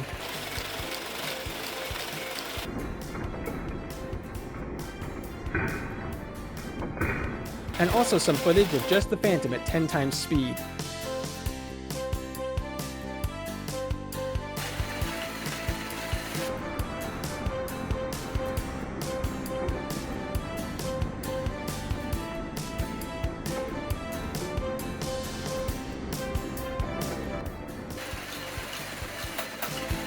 All of those pulleys are super satisfying to watch.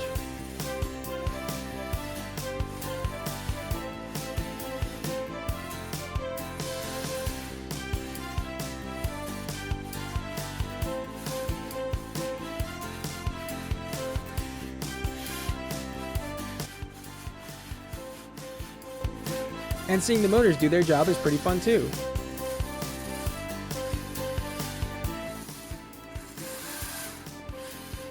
It looks great with the case on, but you also need to see that infinite ground break away. Not to mention the differential and the oscillating mechanism to make Steve run.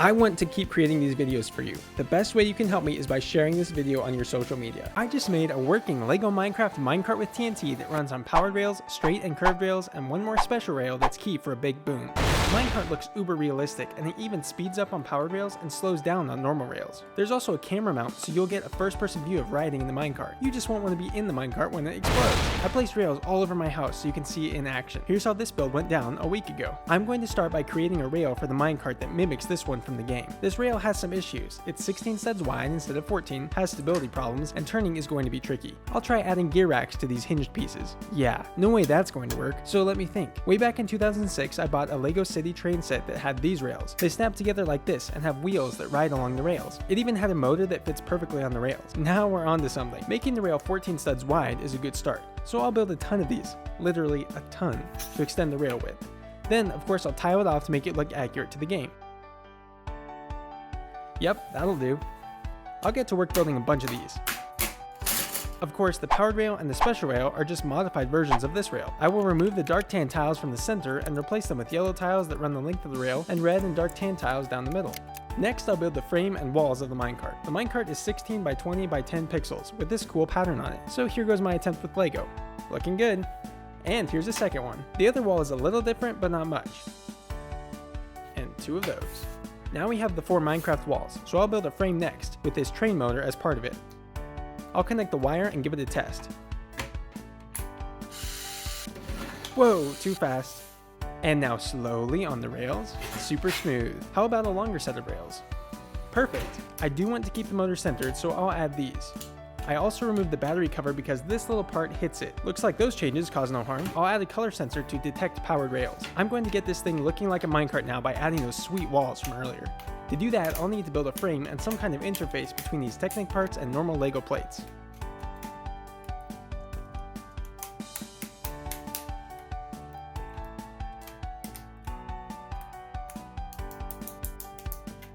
Lastly, I'll wire up the color sensor before adding the walls.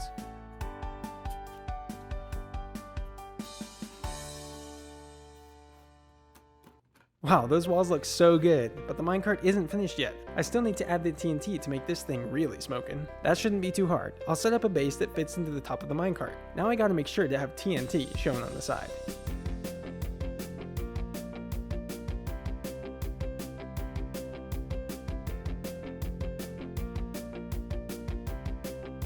This is really coming together. Here's the moment of truth. Will it fit? Yes, let's go. Now I just need to program this to act like a minecart. We'll put some code here, a little code there, and done. So I need to make sure this behaves correctly on both powered and normal rails. Normal behavior looks like this. When going over a powered rail, the minecart will accelerate, but without enough powered rails, the minecart will eventually stop. So let's see how this LEGO minecart handles it. Awesome! The minecart will stop without enough powered rails. And now I'll test again with more powered rails.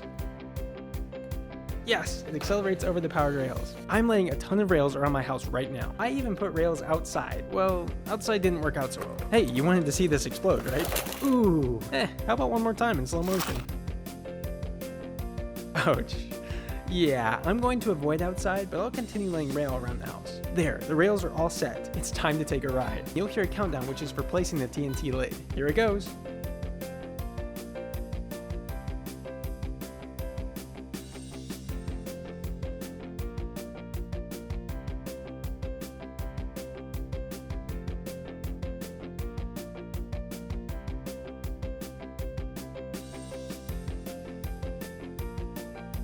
Whew, that was fun. I'm gonna back that up a second. Now's a good time for me to tell you about this and this. The special type of rail I built is called an activator rail. It's used to prime a TNT minecart, which causes the TNT to explode. I built it just like a powered rail, except for red tiles down the sides instead of yellow. And this is a redstone block, which has 2 purposes. Most importantly, in Minecraft, it powers the activator rail, and it also stops the minecart at exactly the place we want, which of course is right inside Steve's house. Building it in LEGO took a lot of red pieces, so I made mine hollow. Now that we know about those 2 items, take a look at this scene again. Here's a real house, and here's Steve's little Minecraft house. Steve, can you point out the similarities? Oh, Sure thing. Well, let's see.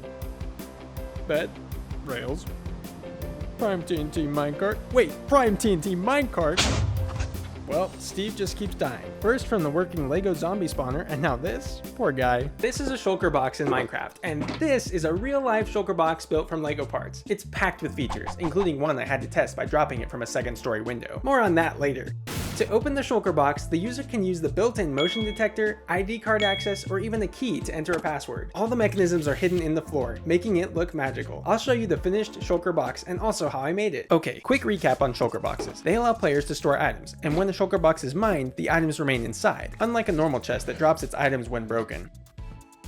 That's why I need to drop it from the window, to make sure this feature is working. But I'm getting ahead of myself. The coolest part of a shulker box is how it opens. The lid spins while opening and just floats there with no supports. How am I going to replicate that? First, I built the lid. It is one of the most recognizable features of a shulker box, so it needed to look just right. Once the corners were in place, I built some curved pieces into each edge to help with aligning the lid to the lower portion of the shulker box. See, in Minecraft, the lid can pass right through these sections of the box, but in real life, those sections are going to have to be pulled into the box so the lid can spin while it opens. So I kept that challenge in mind, but building the rest of the lid went on without a problem. Along the sides and top of the lid, I used some 1x1 Technic bricks to provide connections across colors, since this type of pattern would typically make this kind of build very unstable. I finished up the lid by creating a roof, connecting it to the rest of the lid and tiling it off to hide the gray plates and bring out the vibrant Lego colors of blue, dark azure, and medium azure. With the lid completed, I moved on to the mechanism that would lift and spin it. One motor could have handled both functions, but there's a reason for keeping them separate that I'll show you later.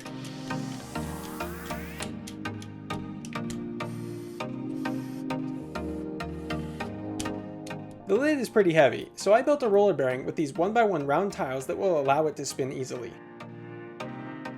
I originally considered using this larger design, but that took up too much room, so I threw that design away, or should I say rolled. I only have these gear arcs in the dark tan color, but I added some cool blue pieces to hide most of it. So the bearing for rotating the lid is all done, but I needed this to lift it. It has transparent lift arms at the bottom, so that the lid appears to float, just like in Minecraft. It also has a worm gear to provide a lot of torque for lifting the heavy lid. Gear racks like these allow a rotating gear to move an object linearly, which is perfect for what I needed.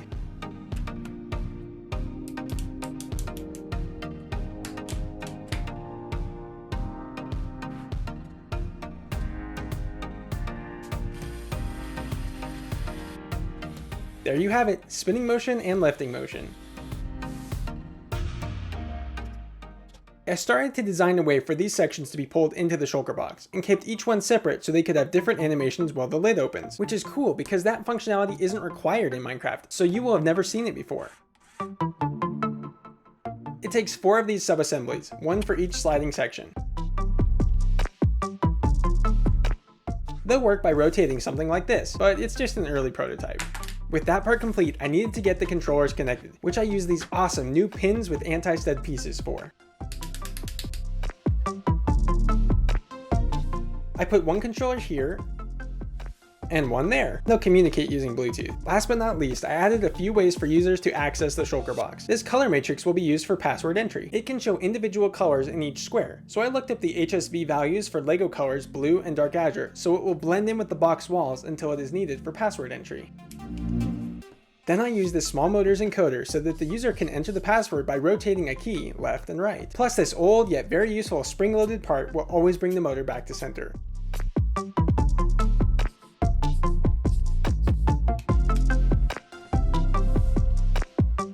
Those barely fit, but I'm just glad that they did. On the other side, I added a motion sensor that has an RGB LED in it. The only problem is it lights up green when measuring distance, which would be confusing to the user, so I added a second sensor just for the LED. Finally, I added an RFID sensor too, which can detect users' ID cards through the walls of the shulker box, just like you've probably seen in my enchanting table, crafting table, and furnace videos. And if you haven't seen them, you should totally go watch them after this one.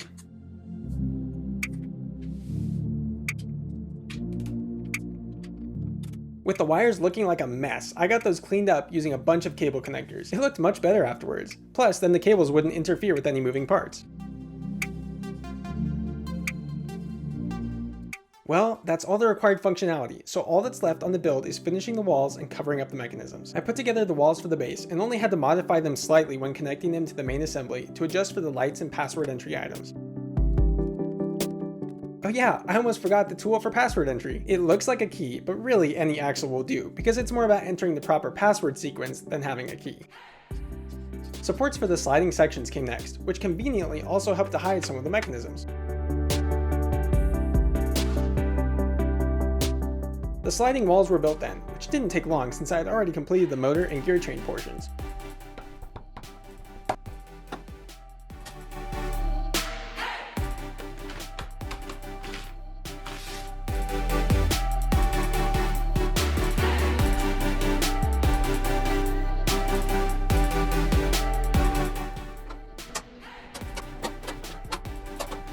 Final assemblies were built to hide the rest of the mechanisms. I wanted them to be easily attached and removed so the inner workings could be shown to anyone who was interested.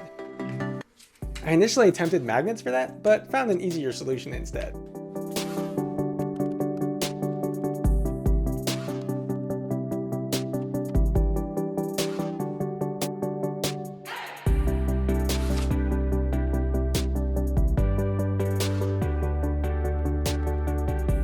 Finally, it was time to connect the lid. It turned out to be trickier than I thought, but these Technic frames eventually made it work. Oh, and you'll notice I had to change out these slopes because they didn't work well for helping align the lid. Thankfully, I had some other sloping/curved parts and tried a bunch of them instead, finally landing on the design.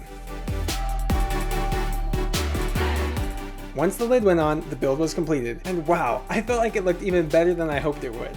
Let's see the normal functions of a shulker box before I drop it from a second story window. I'll start with the password entry. Normally these lights stay blue and don't show the correct or incorrect rotations, because that kinda defeats the point of a password, but I'll show it just for you. First I'll show an incorrect sequence. And now the correct one. Here's the original Minecraft opening animation, which looks super cool, but I programmed several other animations too. Now let's see what we have inside. Ah yes, gold and copper ingots, diamond and netherite scrap, and of course my life savings. Ah, did I hear you chuckle? It's more than just $1. There's a penny hiding under there too. Now let's close it up by swiping an ID card. Whichever way the owner triggers the box to close becomes the next method for entry. So the password entry won't work anymore, only ID cards will. Sorry Steve, you don't have access. Here's one of my custom opening animations.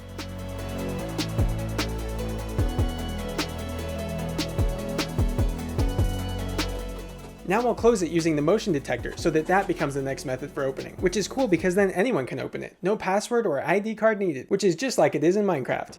Ready for another custom animation? Tell me in the comments which animation you like best. You can rewind the video if you need to see them again.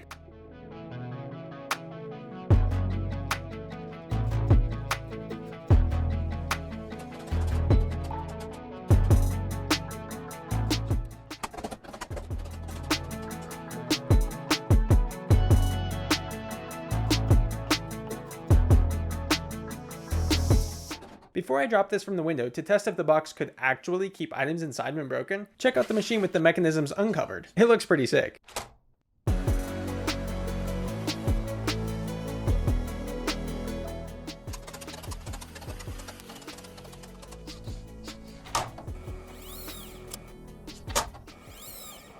Now, to drop it from the window onto the cold, rough concrete below. Yeah.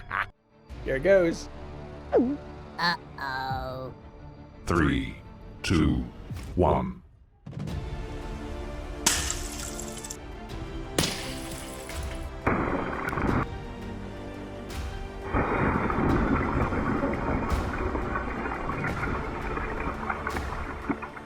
Ooh, let's check out the damage. Wow, yeah, that got obliterated. Oof, that final feature is going to need some work. This is a piston in Minecraft, and this is a massive real-life piston I built from over 7,000 Lego parts. Wow. It works just like a Minecraft piston, including interacting with redstone components like buttons, levers, and more.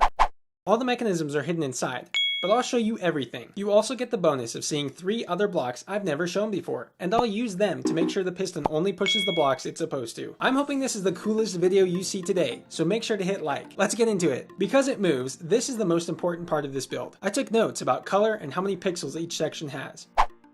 The first thing you should know is that pixels in Minecraft match to Lego parts pretty easily. A brick with a plate and a tile creates a Lego pixel. Of course, the tricky part is matching color because of all the different shades, but if we take the general look of a block, usually there are Lego colors that match. I picked dark tan, light bluish gray, and dark brown. Now that I know how to make the block look just like Minecraft, here's how I'll get the piston to actually move. I'm going to use a fairly new Lego part that is perfect for this kind of mechanism. When the motor rotates, the screw moves this black block with the red tile up and down. I figured the piston would be heavy, so I added 4 sets of screws to distribute the load.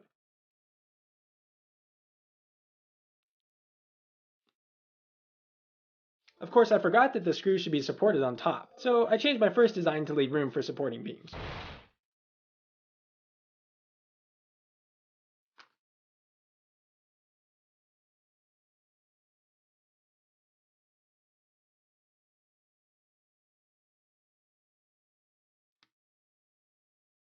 With that done, I started building the walls of the piston's connecting rod. That's this part, in case you're wondering. It needs to be hollow so the screws can rotate inside.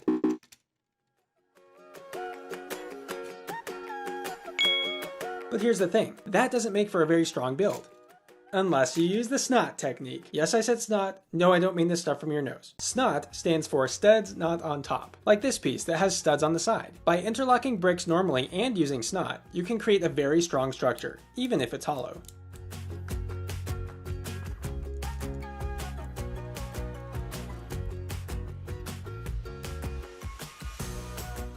That worked great on this side, and I'll use modified plates on this other side to get the same effect that SNOT has. See how the walls are going to collide with this modified plate though? Unfortunately, there isn't enough room here. Thankfully, Lego has panel pieces, which look like normal bricks on one side, but have cutouts on the other. This will give the space needed.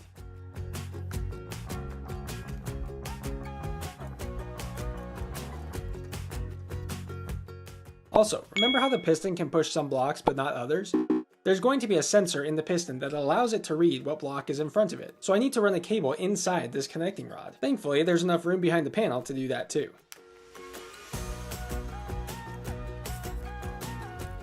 I put together several more sections and connected them. Looking at the outside, you'd never know this was hollow, but with 4 screws, SNOT pieces, and a wire running all the way through, there's no room left. With that done, I started designing a strong frame for the rest of the piston. This is what I came up with. It's strong yet hollow to keep the piston as light as possible.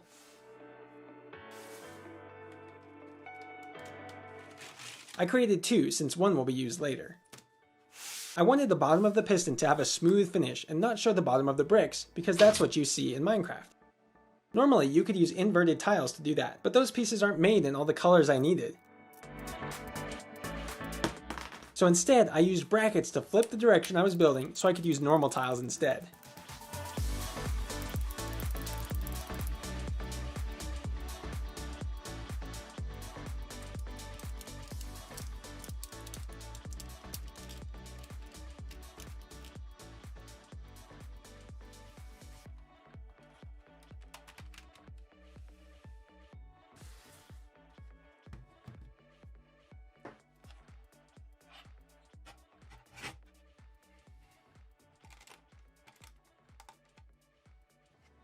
Wow, look, the piston is really starting to take shape.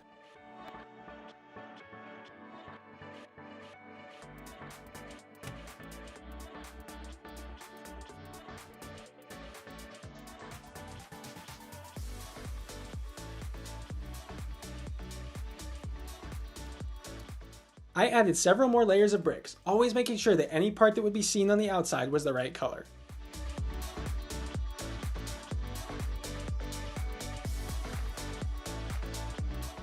As I neared the top, I added an RFID sensor so the piston can detect what block is in front of it. That way, it'll know if it's allowed to push that block or not. I finished the inside structure by adding the other Technic frame and using a technique kind of like SNOT, except with Technic parts instead.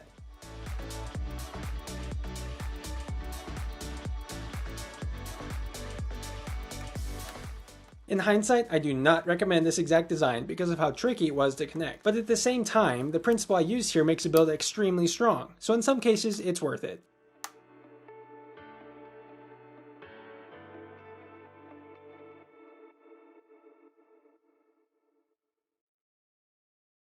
Finally, I tiled off the top of the piston to make it look just right. It's so cool. And check this out. If I hadn't used the snot technique, there is no way I could shake the piston like this.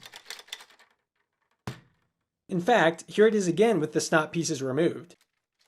Yep, that's what I thought. Before moving on, let's make sure the piston can detect blocks in front of it.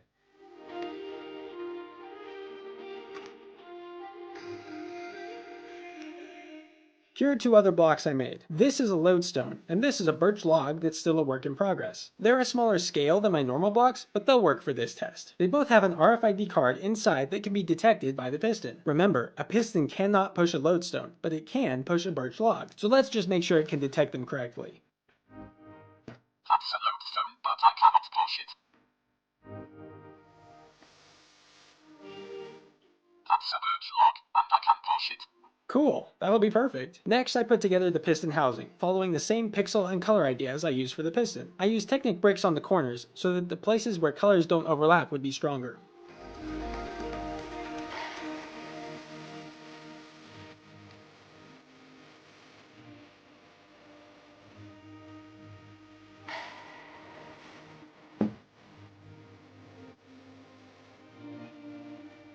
With the housing ready, a new problem made itself very apparent. Ah, Steve, you're as bad as a creeper when you hide like that. Yeah.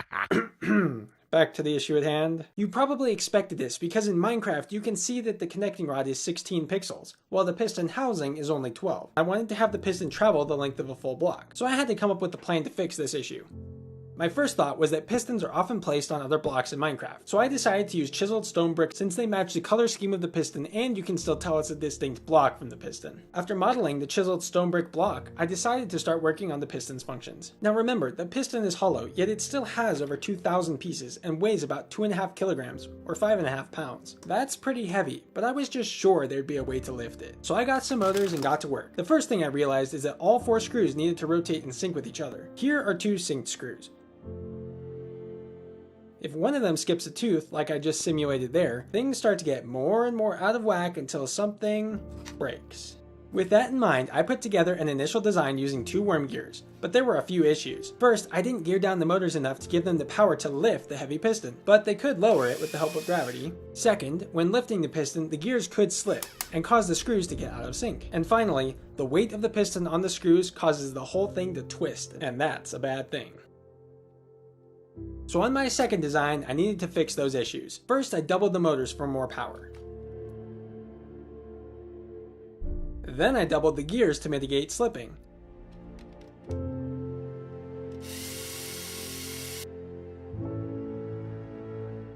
Finally, I built a strong container for the piston to keep it from twisting.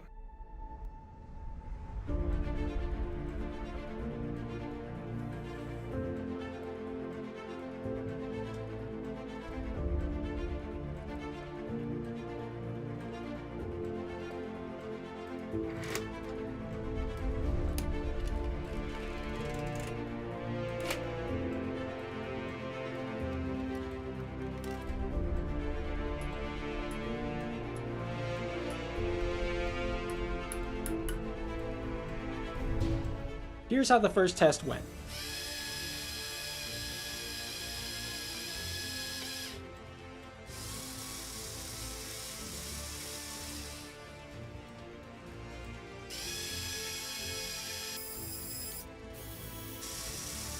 To my surprise, it was actually a huge success. Now, remember how I mentioned that I want this piston to work with buttons, levers, and other redstone items? I thought of a really fun and cool way to replicate that. I use this device to detect which redstone mode a user wants. 4 modes can be selected, which I'll show you later.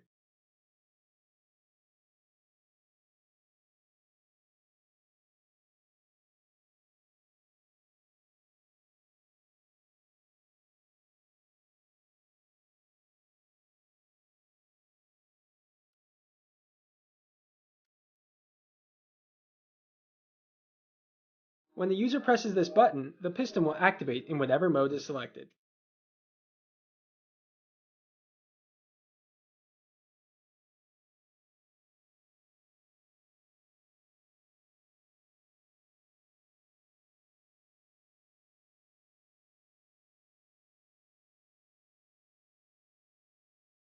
Now here's an interesting challenge. A Minecraft piston can be oriented in several different ways, horizontally, vertically pointing up, and vertically pointing down. I wanted to replicate that too, so I needed to add braces that will support the piston container when the piston is horizontal or even upside down.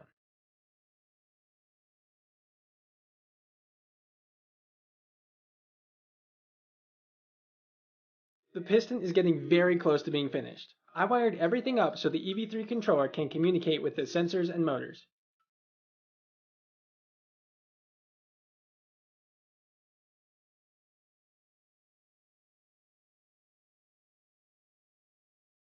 With the wiring finished, it was time to finish the piston's walls. Remember the chiseled stone bricks? Those come first.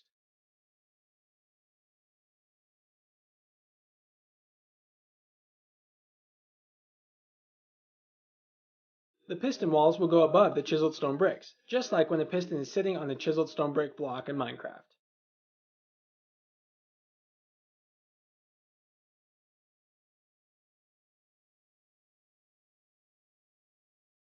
Lastly, I added some stickers to help the user know what mode they are selecting. I wrote 200 lines of code using Pybricks and MicroPython, and then the piston was ready to go. Okay, here's button mode. It should extend for a moment and then retract, but not if there's an immovable block in front of it. Lodestone cannot be moved, for example, but birch logs can. Here it goes. Nice try, but lodestone can't be pushed by a piston. Yeah, you're out of here.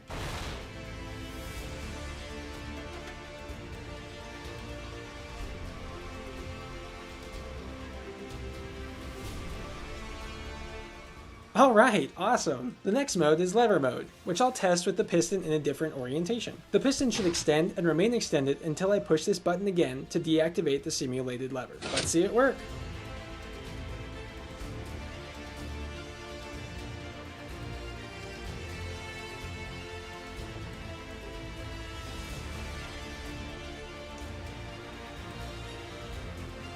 That worked great. Before I get to the coolest mode, here's Observer with Copper Bulb mode. It's a variation of this simple circuit. When a movable block is detected, the piston should extend, and when the block is removed, it should retract.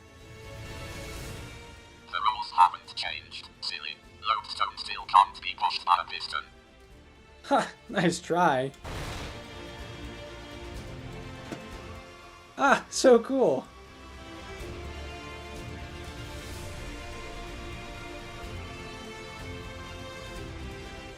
Finally, here's redstone dust mode. See, in Minecraft, we don't have to be anywhere near a piston to activate it.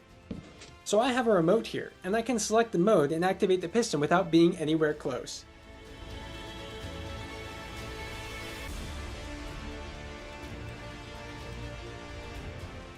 Wow, that's so fun. The final test will be if the piston can be flipped upside down and still work, just like it does in Minecraft.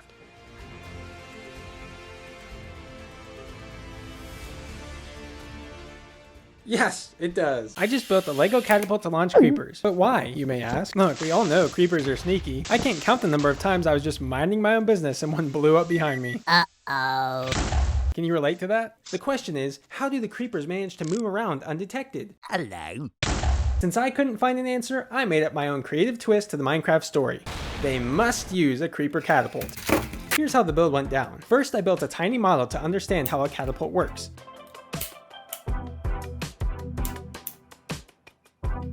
I'd need a bucket on the lever, a way to increase stored potential energy, removal of the resistance from the input force, a rapid release of the stored energy, and of course a payload, which equals a creeper. Speaking of creepers, I built my own model using a few common parts. The reason I made my own and didn't use the normal Lego model is because of this. I took a recent poll and received a very positive response that you guys want to see a robotic factory assemble an army of creepers piece by piece. It'll be celebrating 100,000 subscribers to this channel, so watch it as soon as it's released. Today's catapult build is key for the factory because it will launch creepers once they make it off the assembly line. So let's see the build. First, I started building the catapult frame. I added a reel for a winch to pull the catapult into the loaded position.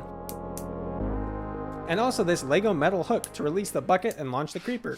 I spring loaded the hook after finally choosing the right spring.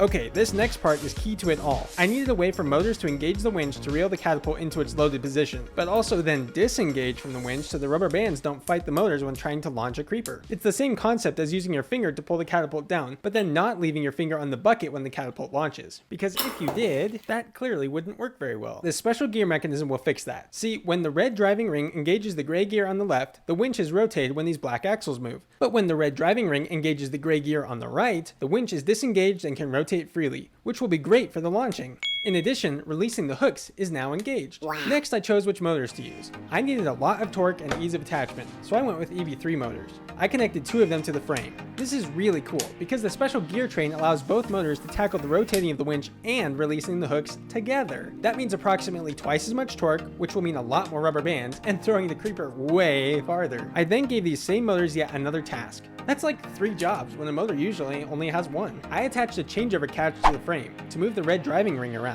By adding these 2 blue pieces, the changeover catch only has about 180 degrees of movement, which will be perfect for putting the driving ring in exactly the right place. I added this clutch gear to allow the changeover catch to be loosely coupled to the main drive shaft.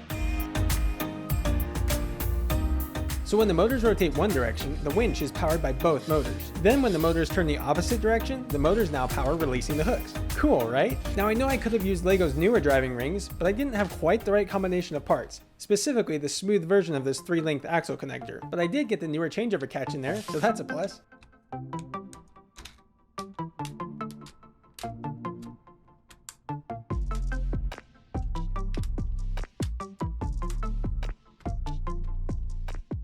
It was time to add the rubber bands. I started with 10 large LEGO rubber bands.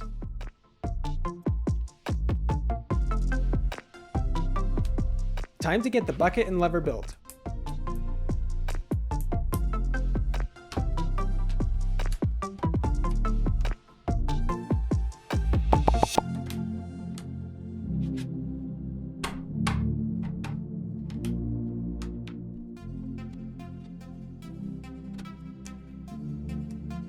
The hooks are going to hold the catapult in the loaded position by catching the groove of this yellow axle. I placed gears here so I can adjust the angle of the yellow axle to ensure the hooks have the best hold. Check out what I mean. See how the yellow axle changes angle relative to the frame? Next came the bucket.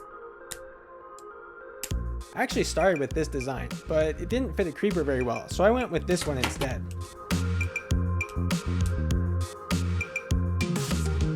I added these toggle joints with flexible tubing to give a similar look to old medieval catapults. Once I build the creeper factory, creepers will be loaded into the catapult using a conveyor or robotic arm.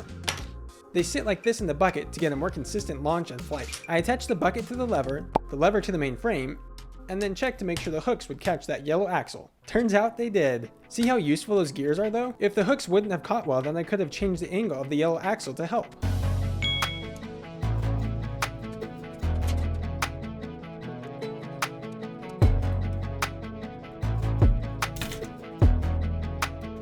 It was time to finally get that spring attached.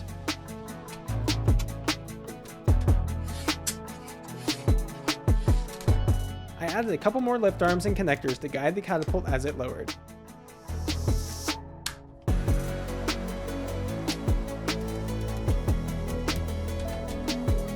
Nice, that's super solid and very consistent.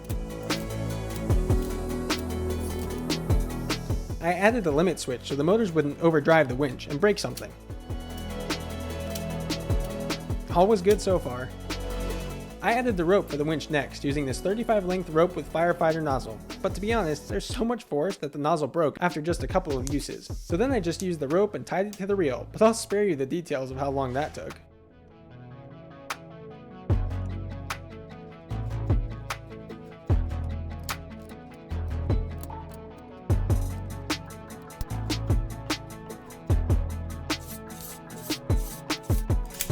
Guess what time it is?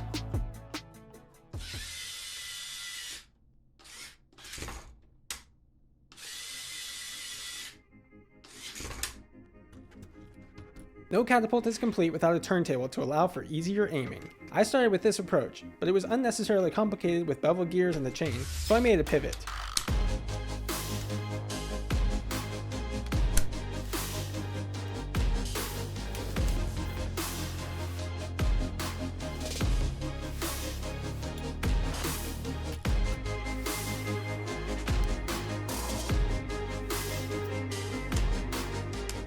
This medium motor turns the knob wheel, which turns this 8-tooth gear and rotates the turntable.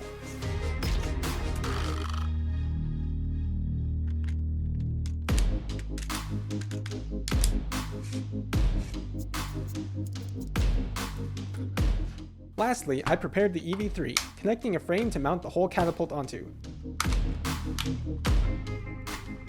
This will be controlled autonomously in the Creeper factory video that's coming out soon, but for now I wanted to make some manual controls for it. I added clockwise and counterclockwise turn buttons, and a button for launching and reloading. I made up some custom buttons and got them attached.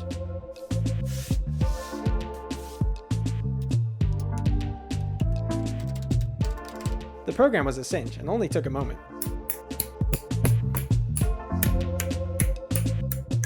Okay, it's time to see this LEGO Creeper catapult in action. You hear that, buddy? You're up. Whoa! I'll show you the functions inside, and then we'll go outside to hunt Steve and Alex.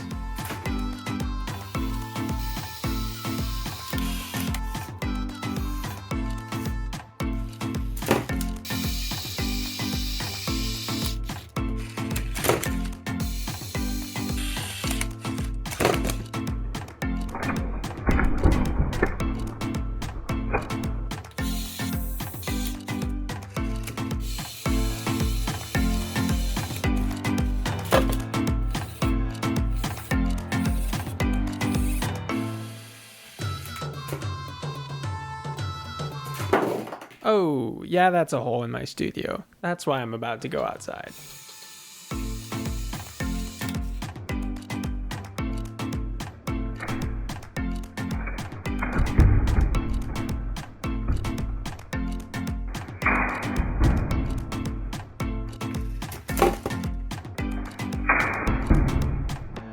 It doesn't even matter what Alex and Steve are doing. Mining, digging, cutting wood, or even hiding. The Creeper catapult will ensure the creepers sneak up on all Minecraft players forever. You're welcome.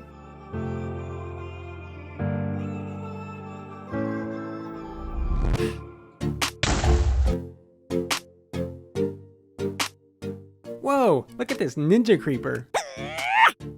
Hey, he didn't explode. Does that mean I escaped? Ha, no.